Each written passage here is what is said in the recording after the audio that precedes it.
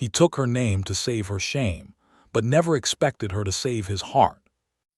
The morning Abigail Mercer arrived at Cedar Bend Ranch, she carried no wedding flowers, no hope, and no smile. Only one small carpetbag, a pale face, and a secret the whole town was already hungry to devour. Her father, Reverend Thomas Mercer, stepped down from the buggy first. He was a tall man with silver at his temples and a Bible-worn voice that had comforted half of Willow Creek County through sickness, drought, funerals, and hard winters. But that morning, he did not look like a man who knew how to comfort anyone. He looked like a man who had made a decision and hated himself for surviving it. Abigail stayed seated a moment longer, one gloved hand pressed low against her middle. The ranch yard was quiet except for a windmill groaning in the breeze and the restless stamp of a bay horse tied near the barn. The earth still held last night's cold. Dust clung to the wagon wheels. A lantern, forgotten on a fence post, swung gently in the morning wind as if even it felt unsure about what was about to happen. Elias Boone stood on the porch with his sleeves rolled to his elbows. He had not dressed like a groom, because this was not the kind of day a man dressed for. There was flour on one cuff from helping Mrs. Adeline pike in the kitchen before sunrise, and a thin line of dust across his boots from walking the north pasture before breakfast. He looked at the Reverend, then passed him to Abigail. She did not meet his eyes. Reverend Mercer removed his hat and held it against his chest. "Mr. Boone," he said, his voice lower than the voice he used from the pulpit, "I need to ask you once more. Have you made peace with what I asked of you?" Elias did not answer quickly. A lesser man might have filled that silence with pride. A kinder man might have filled it with soft lies. Elias did neither. He looked toward the barn, toward the roof that needed patching, toward the fields that had been worked by his father before him and his father's father before that. Then he looked at the young woman standing beside the buggy like the ground had become too heavy beneath her feet. "I have," he said. Abigail's fingers tightened around the handle of her carpetbag. The Reverend's jaw trembled once, though he pulled it still almost immediately. "I am not asking you to pretend love." "No," Elias said, "I know that. I am asking you to give her a name before this town takes everything else from her." The words landed hard in the yard.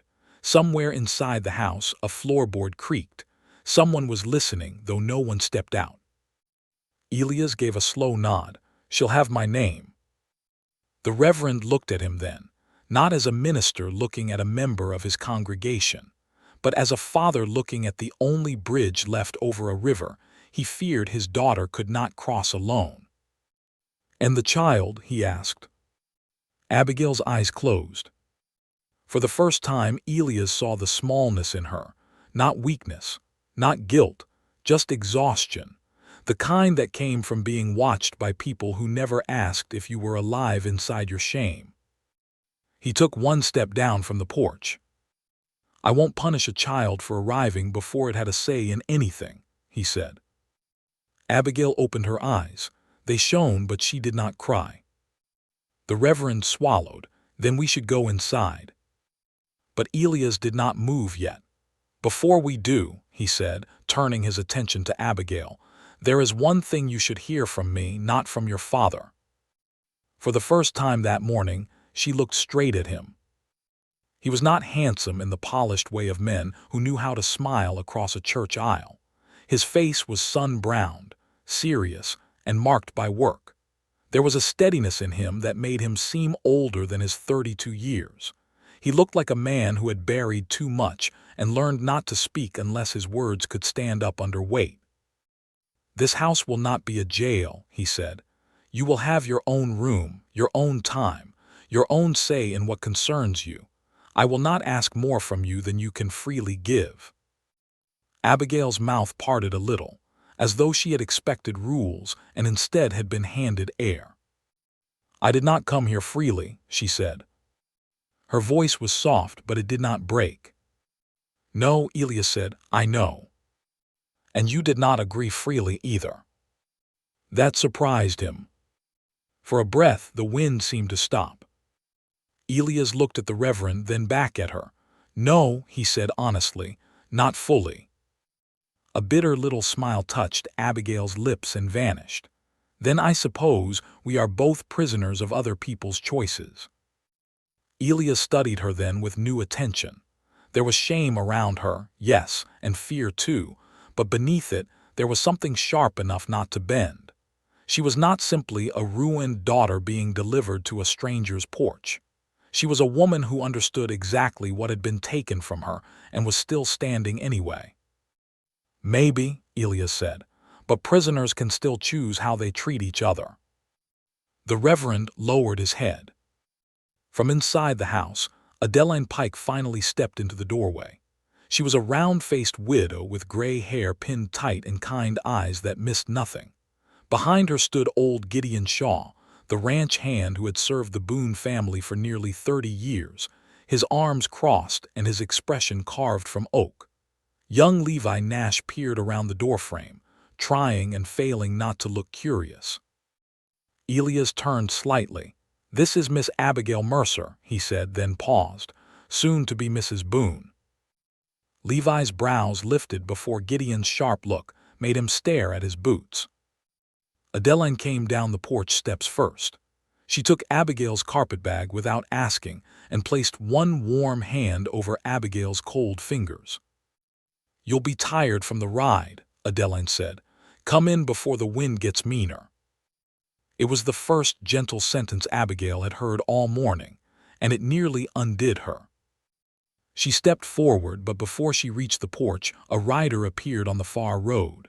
He came fast, cutting through the pale dust, his hat low, his horse lathered at the neck. Gideon saw him first, Elias. Elias turned. The rider pulled hard at the gate and shouted before the horse had even stopped. "Boone, bank man's in town. Says he's coming by noon. Says if you don't have an answer today, Cedar Bend goes under the hammer." Abigail froze on the porch step. Slowly, she turned her face toward Elias. And in that single moment, she understood. This marriage was not only meant to save her. It was meant to save him too. The rider's words left the yard colder than the wind. Abigail stood on the porch step with Adeline's hand still around her carpetbag, staring at Elias Boone as if seeing him for the first time. Until that moment, she had believed herself to be the burden brought to his door. She had believed her father had come begging for mercy from a man strong enough to offer it. Now she saw the truth standing plainly in the dust. Elias Boone was not a rich rancher doing a kindness. He was a man with a rope around his own future, and someone had handed him hers too. Reverend Mercer turned slowly toward him. "You did not tell me it had come to this." Elias kept his eyes on the rider. "Wasn't your trouble to carry?" "It became my daughter's trouble the moment you agreed." Something sharp passed between the two men, not anger exactly, shame maybe, or pride wounded by truth. The rider shifted in his saddle, suddenly aware he had arrived in the middle of something he did not understand. "Mr. Boone, I only came because Mr. Pritchard said he'd be here by noon. He wants his answer before he sends word to the auction office." Elias nodded once. "Tell him I'll be here." The rider glanced at Abigail, then at the Reverend, then tipped his hat and turned his horse back toward the road. No one moved until the hoofbeats faded. Then Abigail looked at Elias. "Were you going to tell me?" Elias did not look away. "Yes." "When?" "After the ceremony." A small laugh escaped her, but there was no humor in it. "After I was already your wife." Adeline's face tightened with concern. Levi, still near the doorway, looked from one grown face to another and wisely said nothing. Gideon stood in the yard like a fence post, silent and unmoved, though his eyes stayed fixed on Elias. Reverend Mercer took one step toward his daughter, Abigail. She turned on him quickly. "Did you know?" The Reverend's silence answered before his mouth could. Abigail's face changed. It did not crumble. It hardened, and somehow that was worse. "You knew," she whispered. "I knew the ranch was strained," he said. "Not that the bank had come so close. But you knew money was part of this." The Reverend lowered his eyes. "Yes." The words seemed to take all warmth out of the morning. Abigail stepped back from him, one hand moving without thought to her middle. "So I was not brought here only for a name. I was brought as payment." "No," Elias said, firm enough that even Gideon's eyes moved to him. "That is not true." "Isn't it?" "No." She turned on him then, cheeks pale, eyes bright. "My father gives you money to save your ranch. You give me your name to save his reputation, and I'm supposed to stand between both of you and call it mercy." The Reverend flinched like she had struck him. Elias took the words without defending himself too quickly. That more than anything made Abigail angrier. She had expected excuses. Men always seemed to find those with ease. But Elias only stood there with his jaw tight and his hands empty at his sides. At last he said, "You have a right to say that." "I have very few rights left, Mr. Boone." "Then take this one," he said. "If you choose to leave now, I won't stop you." The yard went still. Adeline drew in a breath. Reverend Mercer looked up sharply. Levi's mouth opened before Gideon's elbow caught him lightly in the ribs. Abigail stared at Elias.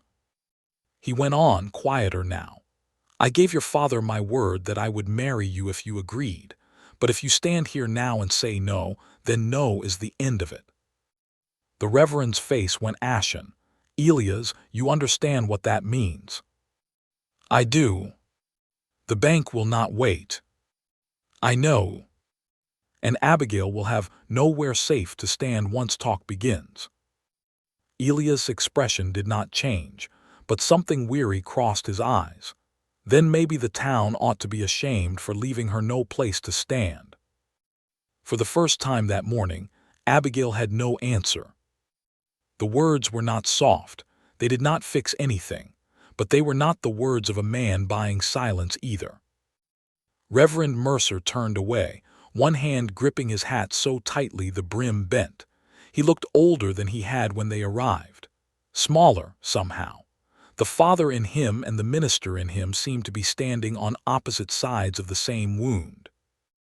Abigail looked past him toward the road back to town. She knew what waited there. A mother who wept behind closed doors. A church full of women who would stop talking when she entered. Men who would tip their hats with pity in their eyes and judgment behind it. Children repeating words they did not understand. Doors closing, invitations disappearing, every errand becoming a walk through whispers.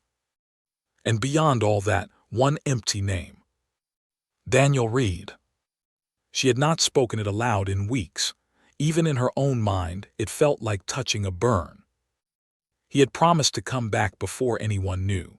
He had promised her a home in Bismarck, a ring from his grandmother, a clean beginning where nobody would look at them with narrowed eyes.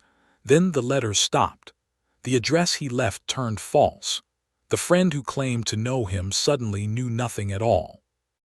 And Abigail was left with a life growing inside her, and a town preparing to bury her beneath it. She looked at Elias again. This man did not love her. He did not even know her. His ranch needed money. Her father needed silence. She needed a place where the baby would not be born already accused. There was no goodness in the arrangement. But there might still be goodness in the man. That was a dangerous hope, and Abigail hated how quickly her heart reached for it. "What exactly did my father offer you?" she asked. The Reverend closed his eyes. Elias answered because she had asked him, not because he wished to.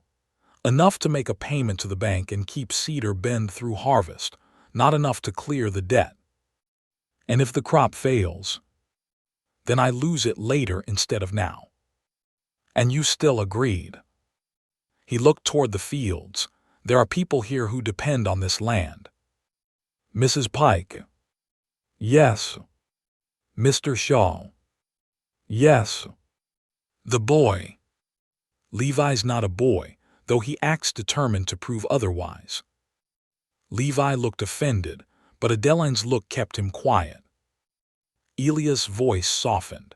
He came here at 14 with one shirt, 2 bruised ribs, and no one looking for him. My father took him in. I won't be the man who sends him back to nothing. Abigail studied him, and the anger in her face shifted. It did not vanish, but it lost its sharpest edge. "And you," she asked, "what do you depend on?" The question seemed to catch him unguarded. Elias looked down at the dust on his boots. "Keeping my word, I suppose." It was not the answer she expected. It was not grand enough to be false. A long silence stretched between them. Then Abigail turned to her father. "I will go through with it." The Reverend released a breath that sounded almost painful. "But hear me clearly," she said. "I am not doing this to protect your pulpit." His face bent with grief. "Abigail, I am doing it because my child needs a roof more than I need pride, and because this ranch, from what I can see, holds more innocent people than guilty ones." Elias looked at her then, with something like respect. She turned back to him. "And I will not be treated as charity." "You won't be." "Or as a debt paid." "No." "Or as a shame hidden in a back room." Elias' answer came steady. "No." Abigail nodded once, though her chin trembled despite her effort to still it. "Then let us finish what everyone else has started." The ceremony took place in the front room before noon. There were no flowers, no music, no white dress. The parlor smelled faintly of coffee, wood smoke, and the lavender soap Adeline used on the curtains. Sunlight fell through the window in a thin gold square across the floor, touching Abigail's hem but not her face. Reverend Mercer spoke the words with a voice that almost broke only once. Elias stood beside Abigail, not touching her, close enough to be her husband, far enough not to pretend they had chosen this like happy people. When the Reverend asked if she would take Elias Boone as her husband, Abigail looked at the window first. Outside, the bankman's carriage appeared at the far gate, black against the pale road. Then she looked at Elias. "I will," she said. When it was Elias' turn, he did not look at the bank carriage. He looked only at her. "I will." Adeline wiped her eyes with the corner of her apron. Levi stared at his boots. Gideon watched the window, his face unreadable. The Reverend signed the paper with a shaking hand. Abigail Mercer became Abigail Boone before the ink had fully dried. And just as Elias took the pen to sign his own name, the sound of wheels stopped outside the house. A hard knock struck the front door. Gideon muttered under his breath, "Right on time." Elias finished his signature, laid the pen down, and turned toward the door. But before he could open it, Abigail stepped beside him. Her face was pale. Her hand was still trembling, yet her voice, when she spoke, was clearer than it had been all morning. "If I am to carry your name," she said, "then I should hear what threatens it." Elias looked at her for a long second. Then he opened the door. And the first man to step inside as Mrs. Abigail Boone entered married life was not a guest, not a neighbor, not a friend. It was the man who had come to take her new home away. Mr. Pritchard entered the Boone house as if he already owned the floor beneath his boots. He was a narrow man in a black coat too fine for the dust outside, with silver spectacles balanced on a nose that seemed made for looking down at people. He removed his hat, but not out of respect. It was the kind of politeness that had no kindness in it. His eyes moved from Elias to Reverend Mercer, then to Abigail. They paused on her longer than they should have. "So," he said, smoothing one glove against the other, "it seems I have arrived during a family occasion." Elias stepped slightly forward. "State your business." Pritchard's mouth tightened into something almost like a smile. "My business has been stated often enough, Mr. Boone. Cedar Bend Ranch is in arrears. The bank has extended patience past good sense. I was told you might have an answer today." Abigail stood beside Elias, still in the same dress she had worn to become his wife. The ink on the license was barely dry in the next room. Her heart beat hard enough that she could feel it in her throat, but she forced herself not to step back. Adeline stood near the kitchen doorway, her hands locked in her apron. Levi watched from behind Gideon's shoulder. Gideon had not moved since Pritchard entered, but there was a dangerous stillness in the old ranch hand's face. Elias said, "You'll have a payment before sundown." Pritchard lifted one brow. "Before sundown?" "Yes." "Not good enough." The room went silent. Reverend Mercer's face tightened. "Mr. Pritchard, surely if payment is made today." "The payment was due last week," Pritchard said without looking at him. "Today is not an act of agreement. Today is mercy. And mercy, Reverend, should not be mistaken for weakness in business." Abigail looked at her father and saw the old anger rise in him, the pulpit kind, the kind that could shake rafters. But before he could speak, Elias did. "How much to stop auction proceedings?" Pritchard reached into his coat and unfolded a paper. "The overdue sum, plus late fees, plus the filing expense already prepared." Elias took the paper and read it. For the first time since Abigail had met him, his face changed in a way he could not hide. Gideon saw it too. How much did he add? Elias folded the paper once. "Enough." Pritchard's smile grew thinner. "Expenses are expenses."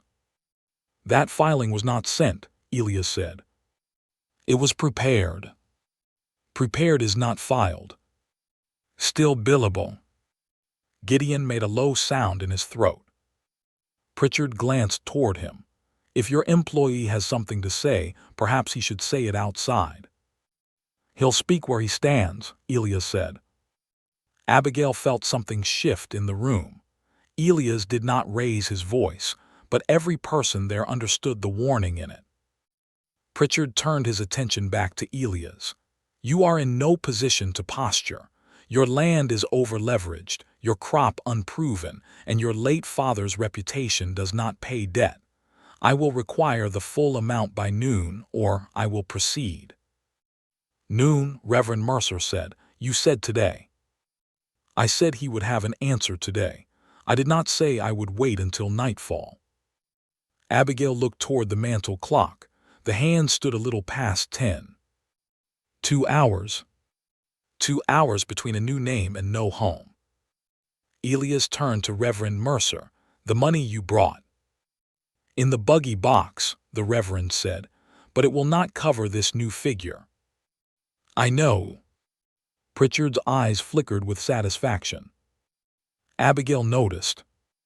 It was small, almost nothing, a twitch near the corner of his mouth, but it was enough. This man had not come to collect, he had come to win. She looked again at the paper in Elias' hand. "May I see that?" Every face turned toward her. Pritchard gave a polite laugh. "Mrs. Boone, this is a banking matter." The sound of that name, Mrs. Boone, struck her strangely. It should have felt false. Instead, standing in that room with every future balanced on a sheet of paper, it felt like a coat placed over her shoulders in a storm. "If it concerns my husband's land," she said, "it concerns me." Elias looked at her. There was a question in his eyes, but no command, no warning, no embarrassment. He simply held the paper out. Abigail took it. Her hands trembled, so she steadied the page against the edge of the hall table. She had spent years helping her father with church accounts, copying donation ledgers, reading receipts, catching small mistakes before they became shameful ones. Numbers did not frighten her. Men who used numbers like weapons did. She read slowly. The overdue sum was clear, the late fee harsh but expected. The filing expense was listed in a neat hand, larger than it should have been. Beneath it sat a second charge, document preparation. Then another, courier estimate. Then another, transfer review. Abigail looked up. These are not bank fees. Pritchard's face cooled. I beg your pardon.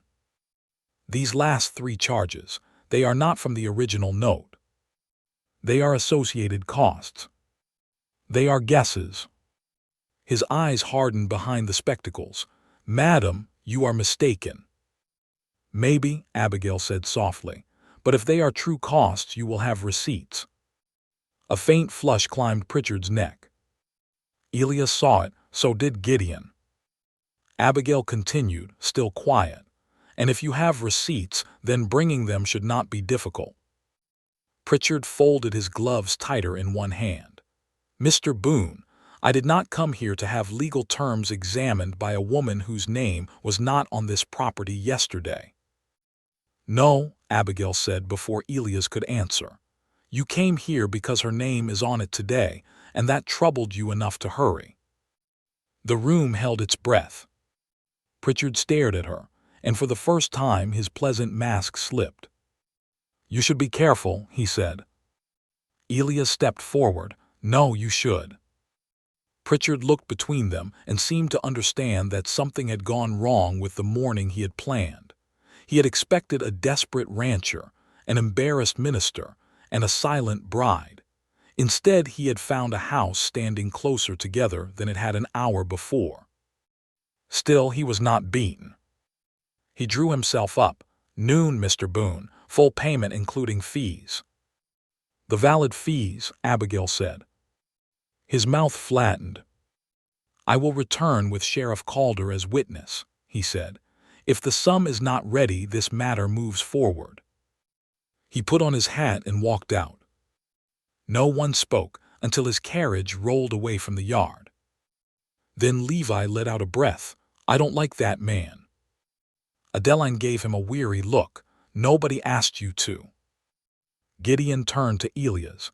He's trying to force the land loose before harvest. I know. Reverend Mercer looked troubled. Can he do it? Elias unfolded the paper again, but Abigail answered first. Not if we pay what is truly owed. Everyone looked at her. She swallowed. The room seemed suddenly too full, too warm, too expectant. My father's money covers the overdue sum and the late fee, she said. Not the added charges. If Mr. Pritchard cannot prove them, then we should not pay them. Elias studied her with a look she could not quite read. Reverend Mercer said, that may hold him off, but he will not forget being challenged. No, Abigail said, men like that never do. A kick moved under her hand, sudden and light. She went still. Adeline noticed first. You all right, honey? Abigail nodded, though her eyes had gone wide. It was not the first time the child had moved, but it was the first time since she stepped onto Cedar Bend soil. The first time since taking Elias' name. The first time since realizing this place, unwanted as it was, might become the only shelter her child had. Elias saw her hand at her middle, then looked away quickly, as if giving her privacy even in a room full of people. That small mercy nearly broke her more than any insult had. Reverend Mercer went to fetch the money from the buggy. Gideon and Levi followed Elias out to count what could be added from the ranch box. Adeline guided Abigail toward the kitchen. But Abigail paused near the front window. Outside, Elias stood in the yard with the bank paper in one hand and the morning sun across his shoulders. He looked tired, cornered, still standing. For reasons she did not yet understand, Abigail wanted him to keep standing. Behind her, Adeline spoke gently. You did well. Abigail did not turn from the window. I only read what was there. No, Adeline said. You said what needed saying when the rest of us were too angry to say it clean. Abigail's throat tightened. For months, people had looked at her and seen only disgrace. For once, someone had looked at her and seen use. It should not have mattered. But it did. By noon, Mr. Pritchard returned with Sheriff Calder beside him. And this time, Abigail did not wait behind Elias.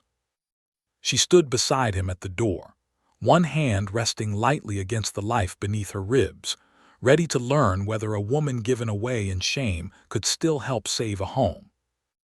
Yes. Sheriff Owen Calder removed his hat as he stepped inside behind Mr. Pritchard.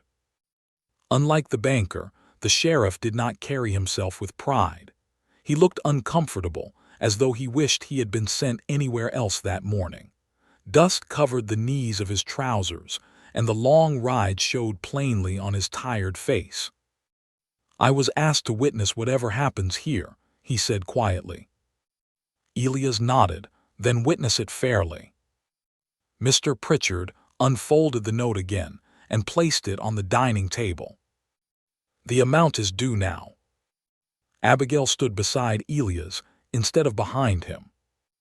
She noticed the sheriff watching that small decision with careful eyes. Reverend Mercer returned from the buggy carrying a worn leather satchel.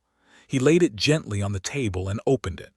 Inside were neat bundles of bills and several cloth bags filled with coins. "I brought everything I promised," the Reverend said. Mr. Pritchard counted the money without speaking. Every coin seemed louder than the last. Outside, the wind rattled the porch railing. Somewhere beyond the barn, a horse whinnied impatiently. Finally, Pritchard looked up. "It falls short." "We know," Elias answered. "It falls short by $216. Gideon let out a slow breath. Levi looked toward Elias with open worry. Abigail stepped closer to the table. "How much of that is the added paperwork?" Pritchard looked annoyed that she had spoken again. "That has already been explained." "No," Abigail replied calmly. "It has been repeated. That is not the same thing." Sheriff Calder glanced between them but remained silent. Abigail pointed to the paper. "You've included filing expenses." "Yes." "But no filing has been completed." "It was prepared." "You've included courier fees." "Yes." "But no courier has been sent." "The documents were ready." She looked directly into his eyes. "So you are charging for things that may never happen." The room became still. Pritchard's jaw tightened. "The bank protects its interests. And so should honest people." The sheriff cleared his throat. "Mr. Pritchard," he said carefully, "does the bank normally collect projected expenses before action is officially taken?" The banker looked irritated. "That depends on the circumstances."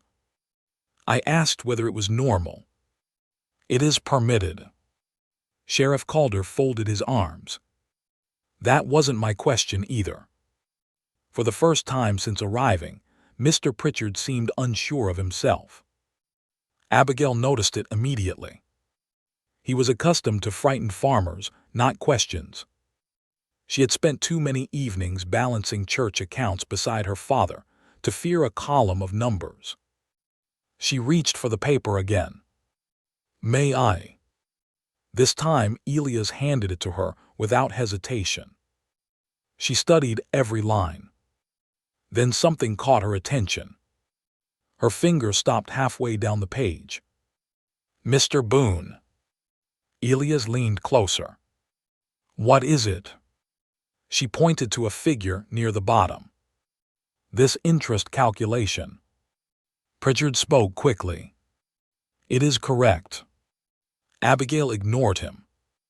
She read it again. Then once more. Finally, she looked toward Reverend Mercer. "Father, what was the original annual rate written into the note?" He frowned, thinking. 6%. She nodded slowly. "This calculation uses 8." Silence swept through the room. Gideon stepped forward. "What did she say?" Abigail looked at the sheriff.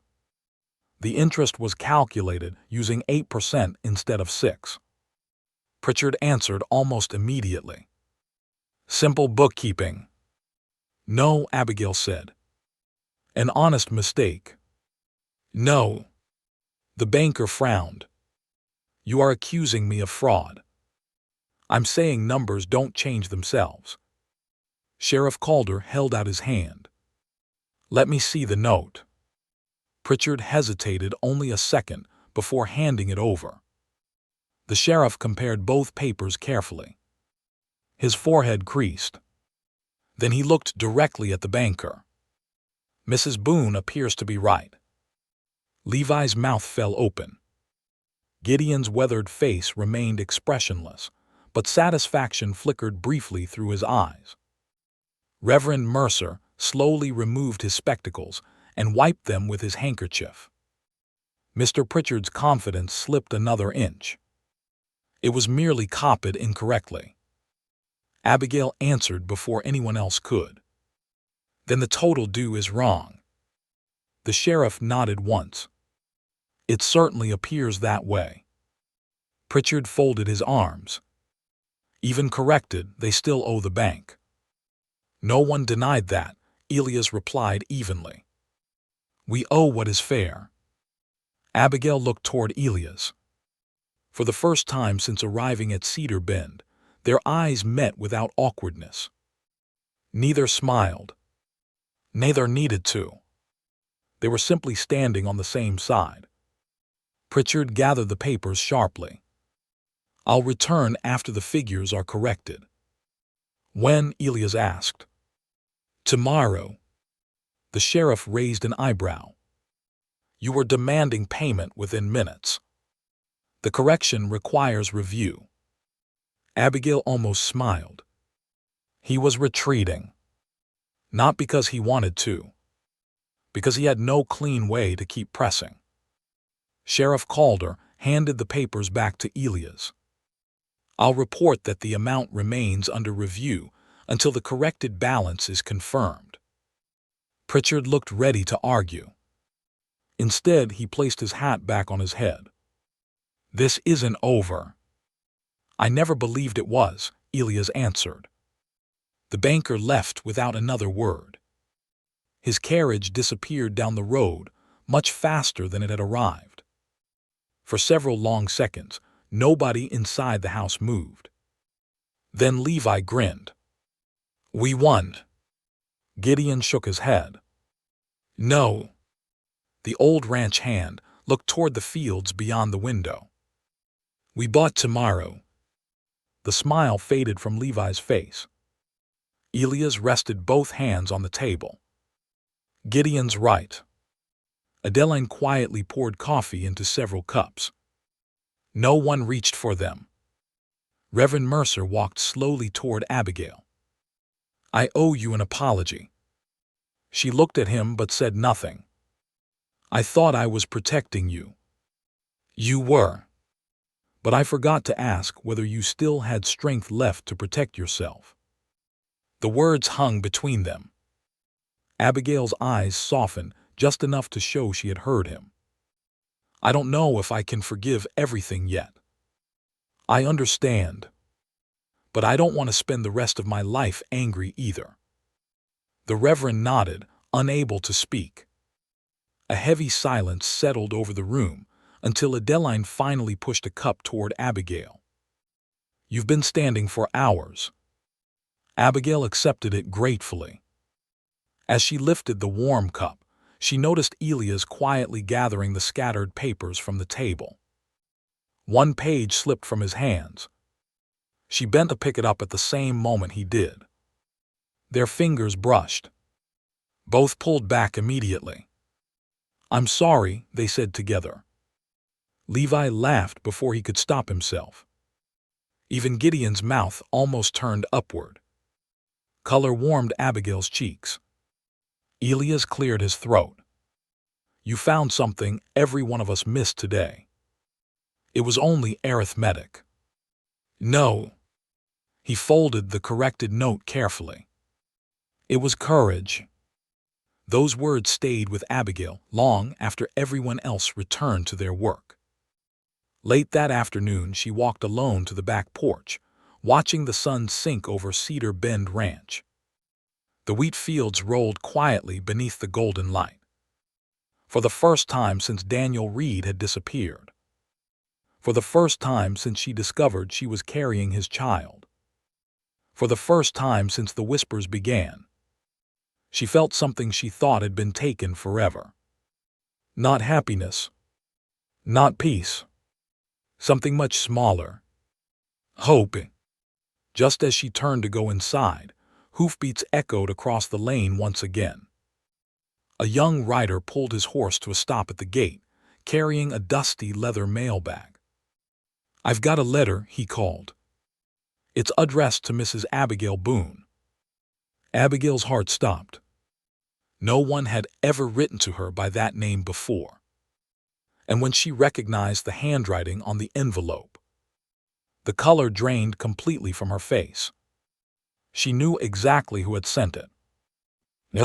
The letter sat in Abigail's hand like a live coal. She knew the slant of the writing before she even saw the name. Daniel Reed had always written as if the page owed him space, each letter long and careless, each line leaning forward like a man in a hurry to leave. For weeks she had prayed for that handwriting. Then she had cursed herself for praying. Now, standing on the back porch of Cedar Bend Ranch with the late sun fading behind the fields, she wished the letter had burned before it reached her. The male rider shifted in his saddle. "Need a reply, ma'am." Abigail could not speak. Elias had come around from the barn when he heard the rider call. He stopped a few feet away, close enough to see the color leave her face, far enough not to take the letter from her hand.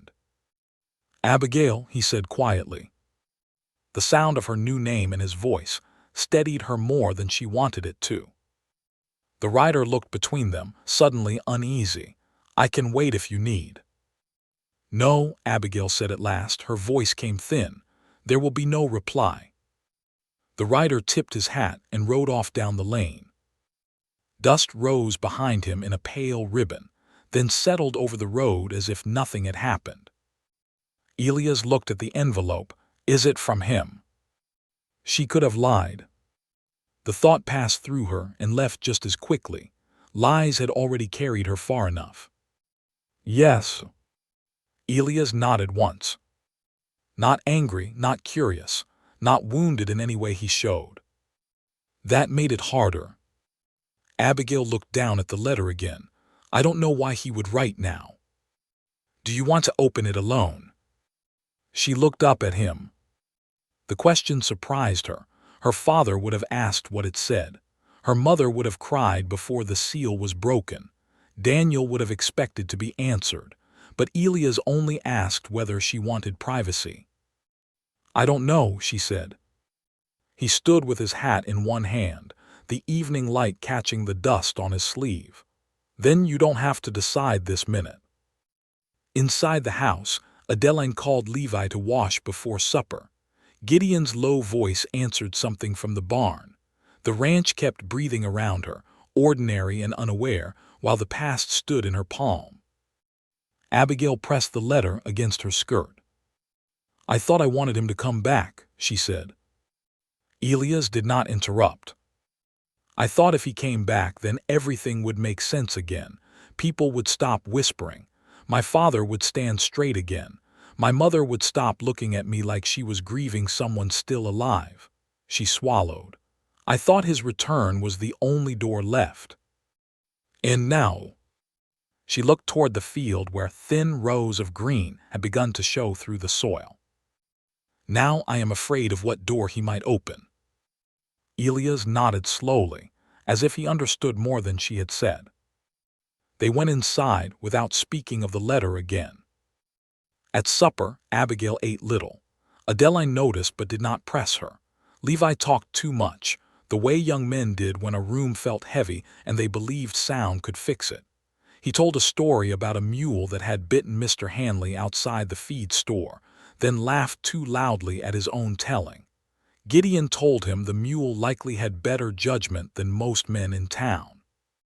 Even Elias smiled faintly at that. Abigail tried to smile too, but the letter beneath the folded napkin in her lap seemed to weigh more than the plate before her. After supper, She helped Adeline clear the table.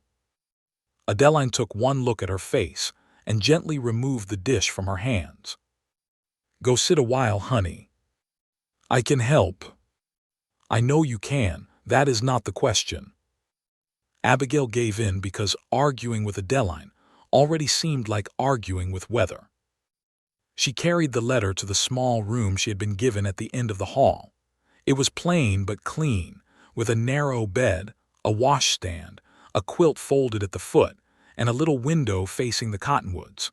Someone had placed a small blue vase on the table with 2 wildflowers in it, already drooping from the heat. She knew without being told that Adeline had done it.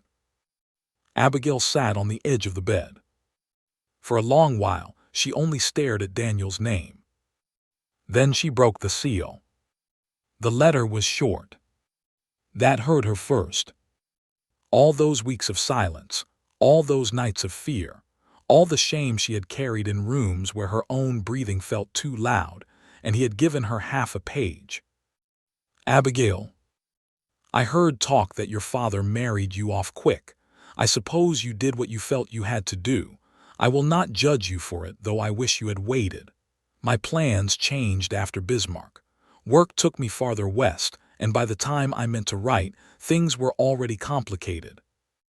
If the child is mine, I would like to see it when the time comes. I do not intend trouble, but I do not want my blood raised under another man's roof without my knowing. I may pass through Willow Creek before winter.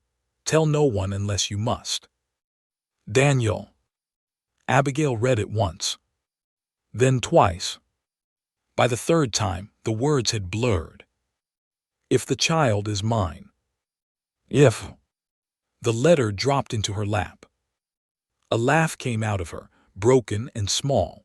She pressed one hand over her mouth to stop the sound before anyone heard it. He had not asked if she was well. He had not said he was sorry. He had not explained the false address, the unanswered letters, the vanished promises.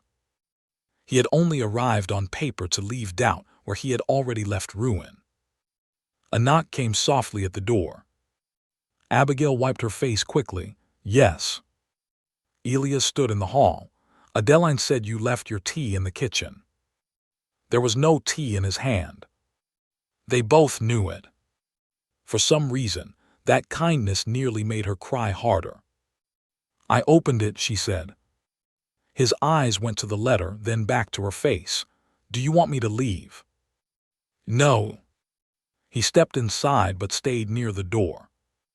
She held the letter out. "Read it." "You don't have to show me." "I know." He crossed the room and took the paper.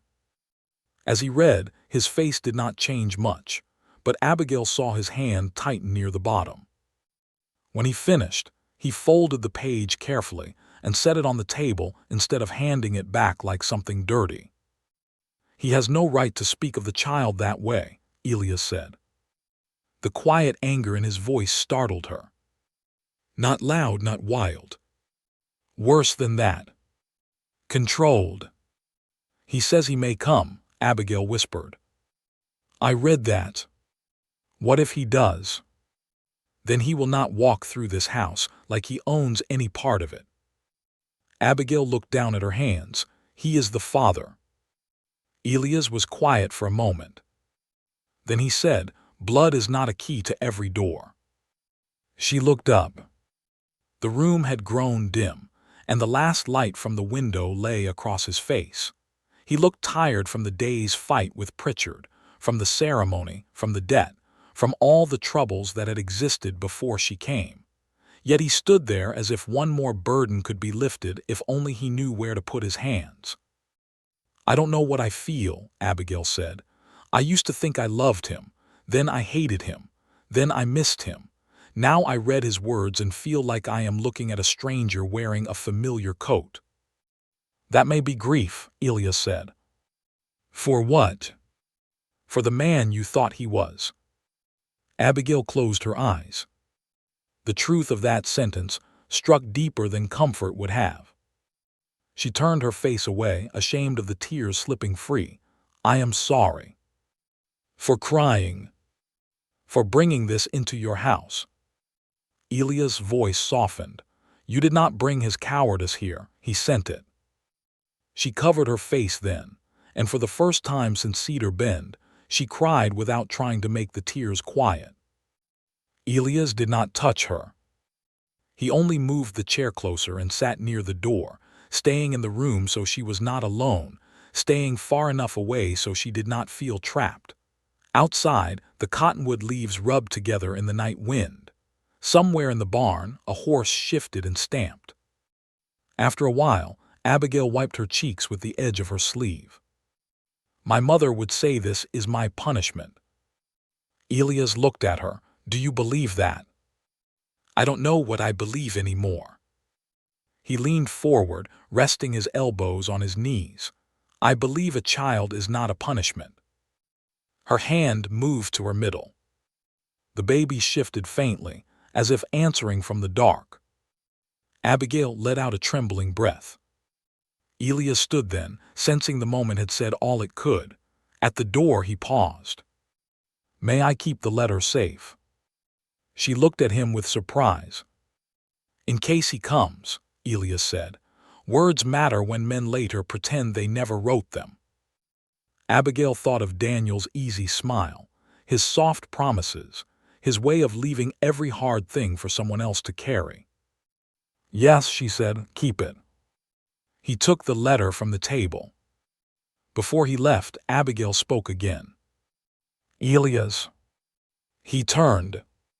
"Why are you being kind to me?" The question seemed to pain him more than she expected. At last he said, "Because somebody should have been sooner." Then he went out, closing the door gently behind him. Abigail sat in the quiet for a long time. Down the hall, she heard low voices in the kitchen. Elias speaking to Gideon, Adeline murmuring something back, Levi asking one question too many and being told to hush. For the first time in many months, she did not feel like a shame being hidden. She felt like a person being guarded. If this moment touched your heart, stay with the story, because the truth is not finished yet. Near midnight, when the house had finally settled and the wind had gone still, Elias stepped out to check the latch on the barn door. He found Gideon already there, standing in the moonlight with a rifle tucked under one arm. Elias frowned, expecting trouble. Gideon looked toward the road. "I'm expecting men who write letters like that to bring it." Before Elias could answer, a sound carried from far beyond the gate. One horse, maybe two, moving slow in the dark. And when a lantern flickered briefly on the ridge road, both men knew the same thing. Someone was watching Cedar Bend. The lantern on the ridge vanished as quickly as it had appeared. Elias stood beside Gideon near the barn door, both men looking into the dark where the road dipped between two low rises and disappeared toward town. The moon was thin that night, barely enough to silver the fence rails. A cold wind dragged through the grass, carrying the dry smell of dust and sage. For a while neither man spoke. Then Gideon shifted the rifle under his arm. Could be a drifter. Elias kept watching the ridge. A drifter does not stop there with his lantern covered. No. Could be Pritchard. Could be Daniel Reed. Gideon's eyes narrowed. If it is, he has poor timing and worse sense. Elias did not answer. Inside the house, Abigail's window showed a faint strip of light beneath the curtain. He knew she was not sleeping. No person opened a letter like that and slept easily afterward. Gideon followed his gaze. "She knows someone's out there." "No. You planning to tell her?" "In the morning." Gideon grunted. "That means you'll spend all night watching the road and pretend tomorrow you only happen to be awake." Elias looked at him. The old man shrugged. "I raised you better than you think I did." That nearly drew a smile from Elias, but not quite. He took one step toward the fence, listening. Far off a horse blew softly, Then silence. Whoever had been watching Cedar Bend did not come closer that night.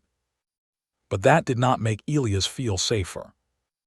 It only meant whoever it was had patience. Before dawn, Abigail woke to the sound of footsteps on the porch. She sat up too quickly, one hand pressed to her middle, her heart already racing. Her room was gray with early light. The small blue vase still sat by the window, though the wildflowers inside had wilted completely. For one strange moment, she thought Daniel Reed was standing outside her door. Then she heard Elias' voice, low and calm, speaking to Gideon near the steps. She rose carefully and crossed to the window.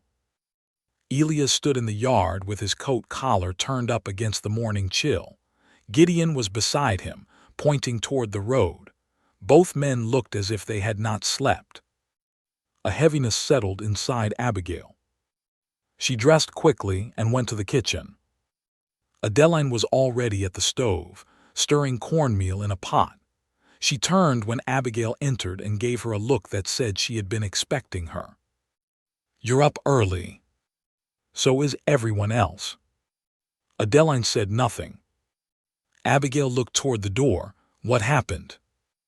The older woman set the spoon down. "There was a light on the ridge last night." Abigail went still. "Someone watching?" "Seems so." "Why did no one wake me?" Adeline's face softened. "Because you had already had enough for one day." Abigail gave a quiet, humorless breath. "That seems to be what everyone decides for me." Adeline accepted the rebuke without offense. "You're right."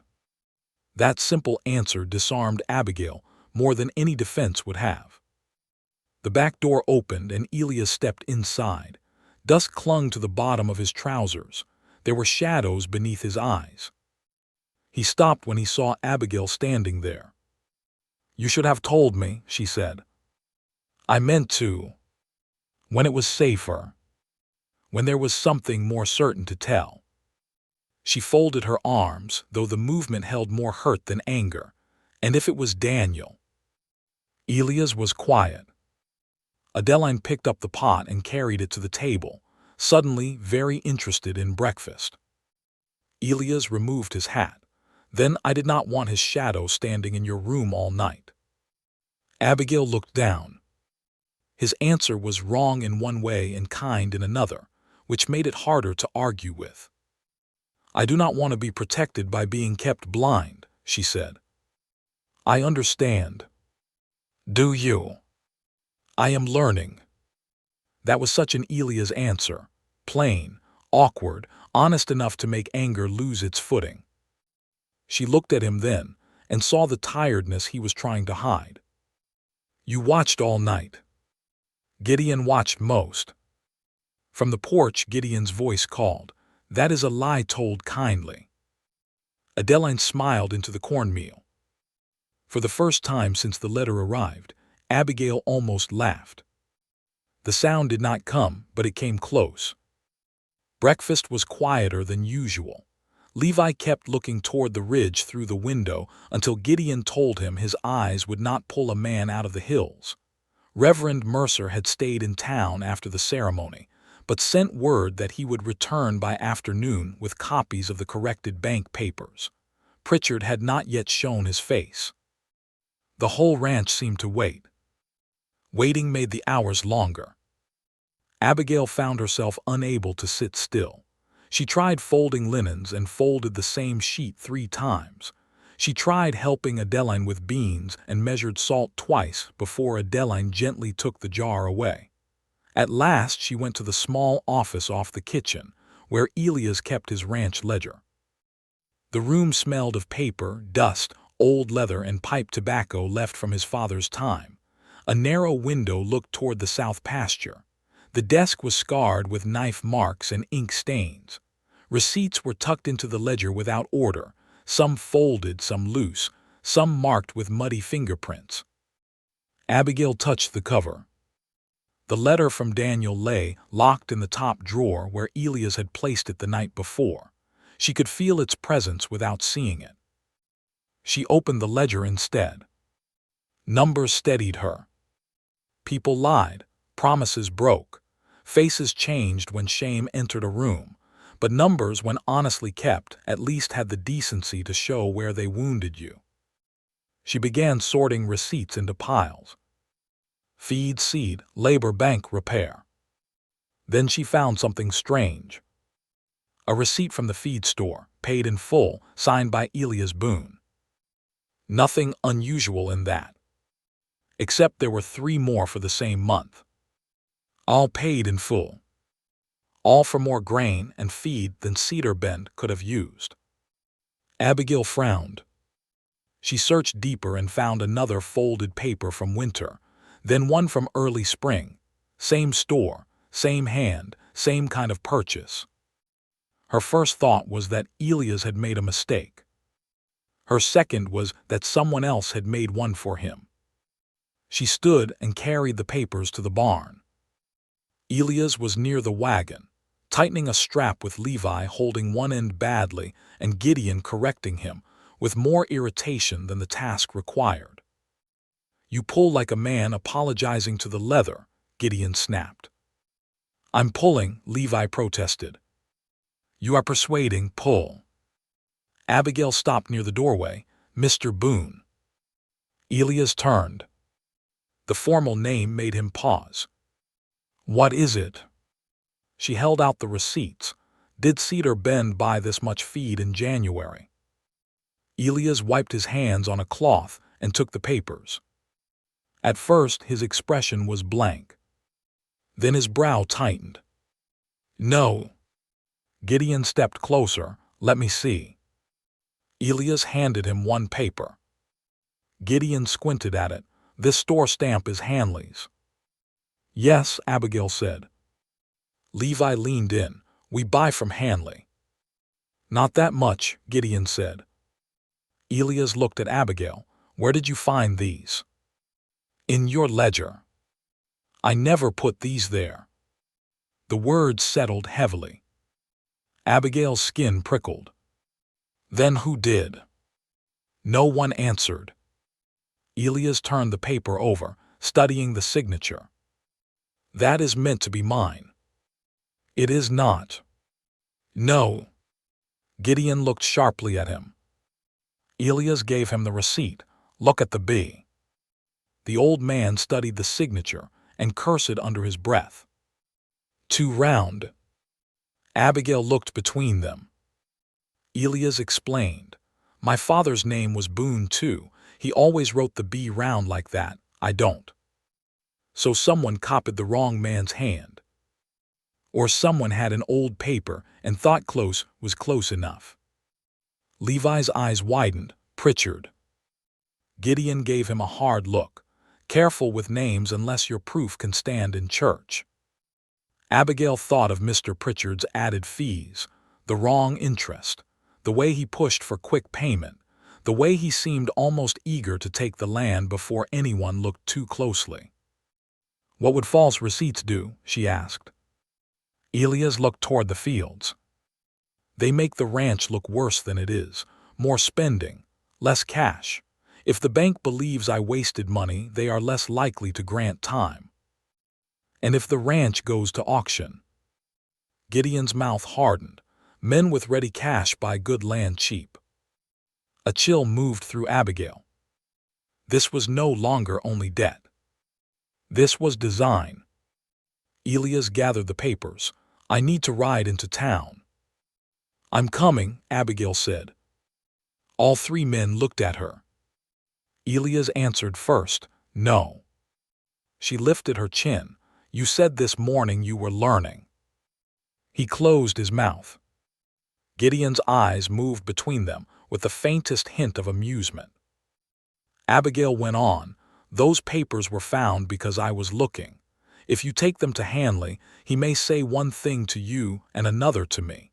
People speak differently when they think a woman is only asking small questions." "That may be true," Elias said, "but the road may not be safe." "Then you ride beside me." Levi tried very hard not to grin. Elias looked at Gideon, perhaps hoping for support. Gideon only scratched his jaw. She found the papers. That is not an answer. It is the one you have. Elias let out a slow breath. Abigail expected him to argue again. Instead, he nodded once. Fine, we leave after dinner, not before. Why not before? Because you've barely eaten.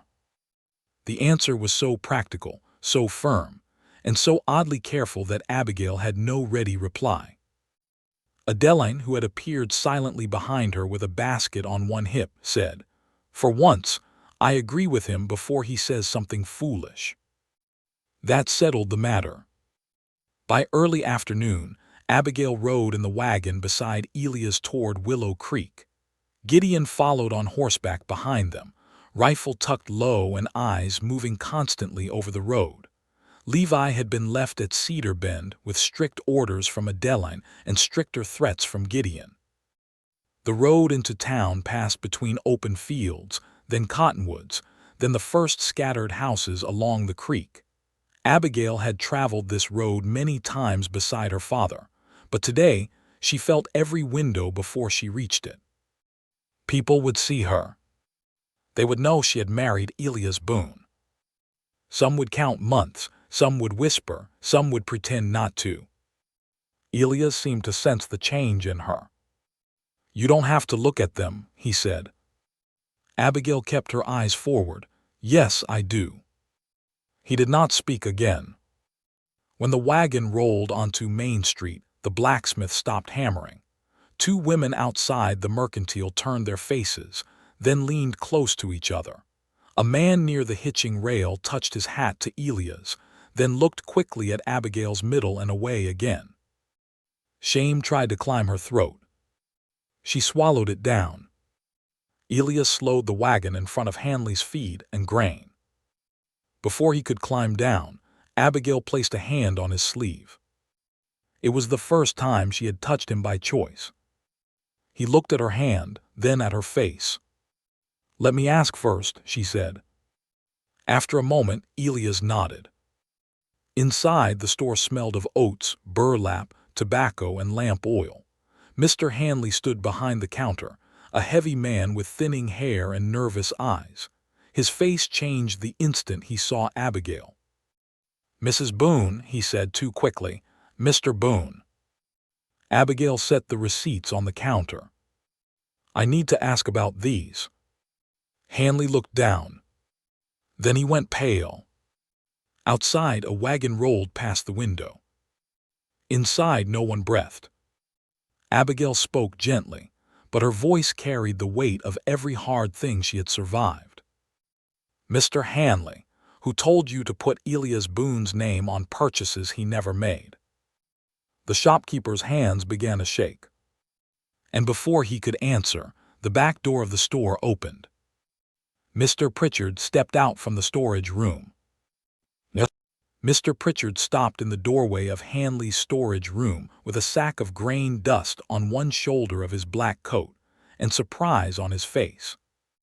For one breath, nobody moved. Abigail stood at the counter with the false receipts spread beneath her hand. Elias was beside her, still enough to look carved from the same hard wood as the doorframe.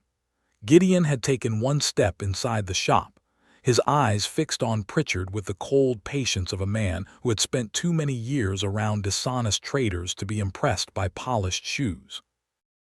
Mr. Hanley's hands trembled against the counter. Pritchard recovered first. "Well," he said, brushing at his sleeve, "this is unexpected." Elias' voice came low. "Is it?" Pritchard looked at the receipts, then at Hanley. "I came to discuss a private matter with Mr. Hanley." "So did we," Abigail said. His eyes shifted to her. "Mrs. Boone, you seem to have developed a habit of placing yourself in business that does not belong to you." Abigail felt the old heat of shame rise in her cheeks, but she did not let it move her feet. "It became my business when my husband's name was placed on bills he never made." The word husband sounded strange on her tongue. Stranger still was the way Elias looked at her when she said it, not startled, not displeased, only steady as if the word had found its proper place. Pritchard gave a dry little laugh. You are new to ranch accounts. It is easy to misunderstand such things. Then explain them. I do not answer to you. No, Elias said, you answer to me. The banker's mouth tightened. Mr. Hanley shifted behind the counter. Sweat had gathered along his hairline. He looked from Elias to Pritchard like a man trapped between a fire and a well, unsure which would kill him faster. Abigail softened her voice. Mr. Hanley, no one here came to harm you. Pritchard turned sharply. Do not answer her.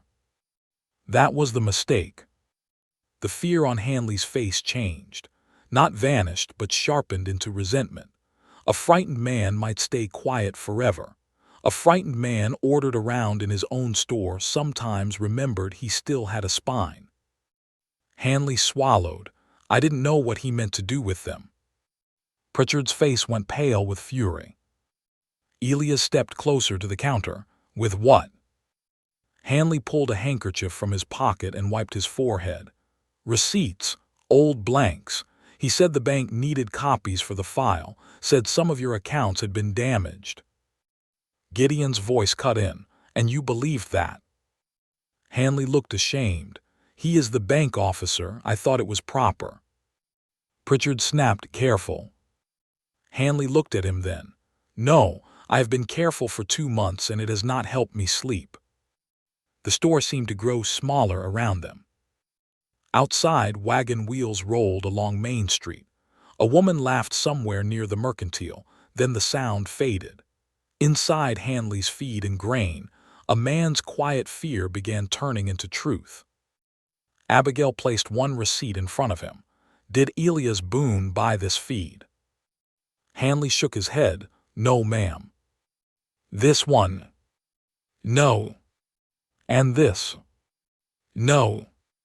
Elias picked up the papers, his jaw hard. Who wrote my name? Hanley looked down. Pritchard spoke quickly. This is absurd. Mr. Hanley is confused. Hanley's eyes lifted. You wrote it. Silence. Not the kind that comes from peace. The kind that comes before a storm breaks. Elias did not move toward Pritchard. That made it worse. If he had shouted, the banker could have acted offended. If he had grabbed him, the banker could have called himself wronged. Instead, Elias stood there with the receipts in his hand and let the accusation settle cleanly in the room. Pritchard's eyes narrowed. You would take the word of a frightened shopkeeper over a bank officer. Gideon leaned one shoulder against the door, blocking the exit without seeming to. I would take the word of a nervous, honest man over a calm, crooked one. Pritchard looked toward the back door. Abigail saw it. So did Elias. Do not run, Elias said. Pritchard's face flushed. I am not a criminal to be detained by ranch hands. No, Abigail said. You are a man who came into my home this morning with false figures, then appeared here with false receipts. He looked at her with open dislike. You think marriage makes you important. The words struck where he meant them to. For half a second, Abigail was back in her father's parlor, hearing her mother cry softly upstairs, hearing whispers pause when she entered church, feeling every eye ask how a minister's daughter could fall so low. Then Elias moved. Not toward Pritchard. Toward her. Just one step, enough that his shoulder came level with hers. Careful, he said to the banker. Pritchard smiled coldly. Or what? Elias did not raise his voice. Or you will remember that you are standing in a public store with witnesses, false papers, and a sheriff 2 streets away. The smile faded. Abigail reached for the receipts. Then we should go to him. Hanley grabbed the edge of the counter. Wait. Everyone looked at him. There is more. Pritchard's whole body stiffened. Hanley bent down behind the counter and pulled out a small tin box. His fingers fumbled twice before the lid opened.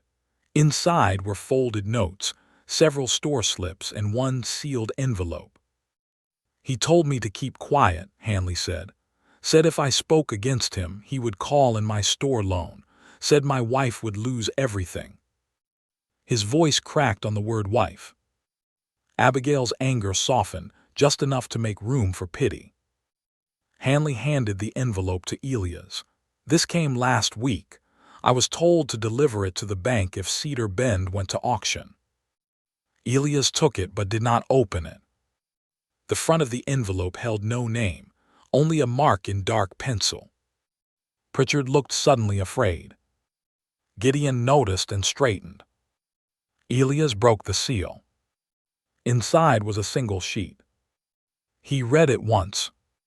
Then his face changed. Not anger first. Recognition. Abigail's heart began to pound. "What is it?" she whispered. Elias handed her the paper. The handwriting was not Pritchard's. It was the same careless, slanting hand she had seen on the letter that arrived at Cedar Bend. "Daniel Reed." Abigail felt the room tilt. She gripped the counter. The note was short, but every line seemed to cut deeper than the last. "Pritchard, once Boone is forced out, the east pasture must be held for me. I know what lies beneath that creek ridge, and I will not have some dirt farmer profit from what I found. Use the receipts. Push the bank. If the preacher's daughter lands there as planned, so much the better. Her shame will keep them distracted. Dr. Abigail could not breathe. Her shame will keep them distracted. Those words did what Daniel's first letter had not. They killed whatever ghost of him her heart had still been grieving. Elias took the paper back before her hands failed. Pritchard rushed forward. "That is private correspondence." Gideon caught his arm. The old man did not squeeze hard, but he did not need to. "Private things have a way of becoming public when they stink," Gideon said. Pritchard pulled free, but he no longer looked polished. He looked trapped. Elias folded the note slowly. "What lies beneath the creek ridge?" Pritchard said nothing. Hanley answered in a broken voice. "Coal sign, maybe. Reed came through last winter with surveying tools. Talked too much after drinking. Said Cedar Bend's east pasture was worth more than cattle if a man knew where to dig." Abigail pressed one hand to her middle. Daniel had known. He had known about Cedar Bend before the marriage. He had known about Elias' debt. Maybe he had known her father would grow desperate enough to seek a respectable name. And if Hanley's words were true, Daniel had not returned because of love, guilt, or the child. He had returned because there was money under the land. The bell above the front door rang. Sheriff Calder stepped inside. His eyes moved over the room, from Gideon near Pritchard, to Hanley's pale face, to Abigail holding the counter for balance. "Well," the sheriff said slowly, "this looks like the kind of afternoon that starts with lies and ends with paperwork." Elias handed him the receipts first. Then Daniel's note. Calder read everything in silence. By the time he finished, his face had gone hard. "Mr. Pritchard," he said, "I believe you will come with me." Pritchard tried one last time. "Sheriff, you cannot be serious. These people are desperate. The woman is embarrassed. Boone is drowning in debt. Hanley is frightened. None of this will stand." Calder looked at Hanley.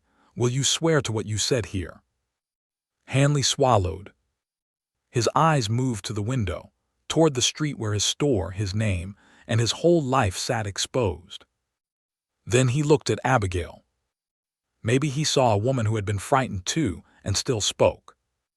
"Yes," he said, "I will." Pritchard's shoulders dropped. Sheriff Calder took him by the arm and led him outside. Main Street had noticed by then. People stood in doorways. Men paused beside wagons. Women watched through shop windows. The same town that had whispered around Abigail now watched her step out of Hanley's store beside Elias Boone with her head lifted and one hand resting against her child. Nobody spoke. That silence was different from the church silence. It did not accuse. It waited. Sheriff Calder put Pritchard into his own carriage under Gideon's watchful eye. Hanley stood in the doorway, shaking badly. Elias tucked the receipts and Daniel's note inside his coat. Abigail looked down the street.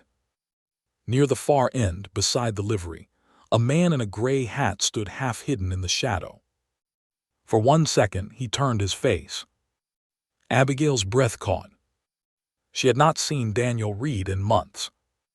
But she knew the line of his jaw, the tilt of his head, the way he stood as if he already knew the quickest road out of any place. Elias followed her gaze. Daniel saw them looking. Then he smiled. Not warmly. Not sadly.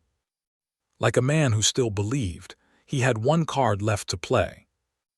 Before Elias could move, Daniel stepped behind the livery and disappeared. Abigail whispered, "He's here." Elias' hand closed around the note in his coat. At that moment, the baby moved beneath Abigail's palm, strong enough to make her catch her breath. Elias looked from her face to the street and back again. For the first time, fear showed plainly in his eyes. Not fear for the ranch. Not fear for himself. Fear for her. And somewhere beyond the livery, Daniel Reed was already riding toward Cedar Bend. By the time Elias, Abigail, and Gideon reached Cedar Bend, the sun had slipped low enough to turn the fields copper. Daniel Reed had already been there. They saw it before the wagon reached the yard. The front gate hung open. Levi stood near the barn with a pitchfork in both hands, pale-faced and trying hard to look braver than he felt. Adeline was on the porch, one hand pressed to her chest, the other gripping the doorframe.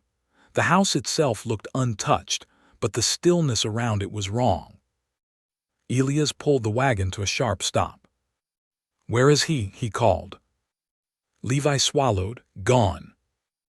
Gideon was off his horse before the word had fully left Levi's mouth. "Who?" Levi looked toward Abigail. That was answer enough. Abigail's hands tightened in her lap. Elias turned to her, "Stay here." "No." The word came so quickly that he stopped. She climbed down from the wagon before he could offer his hand. Her knees felt weak, but she kept herself standing. If Daniel Reed had come to Cedar Bend for her shame, for her child, or for the land beneath their feet, then she would not meet it from behind a curtain. Adeline hurried down the steps. "Abigail, honey." "What did he do?" Adeline looked at Elias first. Abigail's voice sharpened, "Tell me." The older woman's eyes softened with pain. "He came asking for you." The yard seemed to tilt. Elias moved closer, but did not touch her. "What did he say?" Abigail asked. Levi answered, his voice tight with anger. "Said he had a right to speak with you. Said folks would look foolish when the truth came out." "What truth?" Levi looked down. Adeline reached into her apron pocket and pulled out a folded paper. "He left this nailed to the barn door." Elias took it first, scanned it, then his jaw hardened. Abigail held out her hand. "Give it to me." "Abigail." "Give it to me." After a moment he did. The paper was written in Daniel's careless hand, but this time the words were not private. "To anyone who cares for truth. The child Mrs. Boone carries may be mine, and I have not given permission for another man to claim it. I was kept from her by lies, and now she has been pushed into a marriage for money. I will return to settle what belongs to me. Dr. Abigail read it once. The words did not blur this time. They burned clear. Daniel had abandoned her, doubted the child, plotted against the ranch, and now wanted the town to believe he was the wronged man. For months, Abigail had feared her shame. Now she understood something worse. A coward could use a woman's shame like a saddle and ride it straight into every room she tried to enter. Her fingers trembled, but she did not cry. Elias reached for the paper. "We will take this to Sheriff Calder." "No." He looked at her. She folded the notice carefully. "We will take Daniel's note too, the one from Hanley's store." "We will." "And his first letter." "Yes." "And we will not hide this one." Elias studied her face. "What are you saying?" Abigail turned toward the road. The wind pushed loose strands of hair across her cheek. Beyond the fence, Willow Creek lay unseen but not unfelt, its windows, its whispers, its careful pauses before her name. "I am tired of being the quiet part of every man's plan." Adeline's eyes filled. Gideon gave the smallest nod, as if a truth had finally taken its boots off and stood in the yard. Elias spoke gently. "You owe that town nothing." "No," Abigail said, "but I owe my child more than silence." Nobody answered. For a while, only the windmill groaned above them. Then Elias said, "Tell me what you want done." Not what he would allow. Not what he thought best. What she wanted. The difference moved through her like warmth after a long winter. Abigail looked at the paper in her hand. Tomorrow is Sunday. Reverend Mercer would be in the pulpit. Willow Creek would gather in pressed coats and pinned hats. Men would shake hands outside the church. Women would carry covered dishes and quiet judgments. Children would chase each other near the fence until their mothers called them close. Daniel knew it too. If he meant to return, he would choose a crowd. A crowd made men bold. But sometimes, if truth was held firmly enough, it made lies shrink. "We go to church," Abigail said. Adeline drew in a soft breath. Levi's eyes widened. "All of us." "All of us," Gideon said before anyone else could. Elias looked toward Abigail's middle, concern plain in his face. "It may be hard." "It already is." "He may try to shame you in front of everyone." She looked at the notice again. "He already has." Elias' expression darkened, but his voice stayed calm. "Then we will stand with you." Abigail looked at him. There were many things she could not name yet. The shape of her marriage. The feeling that had begun taking root each time Elias chose patience instead of ownership. The strange safety in his quiet. The way her heart, wounded and watchful, had begun listening for his step in the hall. But this much she knew. Standing with someone was not the same as standing over them. Elias Boone knew the difference. That night, Cedar Bend did not sleep easily. Gideon checked the fence line twice. Levi sat by the kitchen window with a lantern turned low until Adeline told him staring into darkness did not make him a guard dog. He answered that he would rather be a guard dog than useless, and she softened at that, brushing a hand over his hair the way she must have done when he was younger. Elias sat in the office with the papers spread before him. The false receipts. Pritchard's corrected note. Daniel's letter. Daniel's instructions about the east pasture. And now the public notice from the barn door. Abigail stood in the doorway for several minutes before he noticed her. "You should be resting," he said. "So should you." "I am sitting." "That is not resting." For the first time all day, one corner of his mouth almost lifted. She came into the room and sat across from him. The lamplight lay warm over the desk, softening the hard lines of his face. His hands rested near the papers, broad and scarred, still stained faintly with ink from the signatures that had changed both their lives. Abigail touched Daniel's first letter. "I want to speak tomorrow." Elias looked up. "At church?" "Yes." Your father may not want that. My father has wanted many things for me. Not all of them saved me. Elias absorbed that quietly. What do you want to say? Abigail looked toward the window, where night pressed black against the glass. I don't know all of it yet, only that I will not let Daniel make himself noble by making me smaller. Elias nodded once. Then say that. Her throat tightened. You make it sound simple. It is not simple, but it is true. The baby moved suddenly, strong enough that Abigail placed both hands against her middle. Elias noticed and looked away, as he always did when he thought the moment belonged only to her. This time, Abigail did not let him. Would you like to feel? The question surprised them both. Elias went still. You don't have to, she said quickly. I know. He looked at her hand, then at her face. May I? Abigail nodded. He came around the desk slowly, as if approaching a skittish horse. He knelt beside her chair, not too close, and placed his hand where she guided it. His palm was warm through the fabric of her dress. For a moment, nothing happened. Then the baby pushed against him. Elias stopped breathing. Abigail watched his face. All the hardness left it. He looked young then, younger than 32, younger than debt and drought and dead fathers and bank threats had allowed him to be. Something tender crossed his eyes, quick and unguarded, and Abigail felt her heart ache from it. Strong, he said softly. Stubborn, she whispered. His eyes lifted to hers. There was a smile in them, small but real. That may serve her well. Sorry. Neither of them had said that before. Abigail should have corrected him. They did not know. The child might be a boy. But she did not correct him. The words settled between them, like a candle being lit. After a while, Elias drew his hand back. Thank you, he said. Not for the child. Not for acclaim. For being allowed near.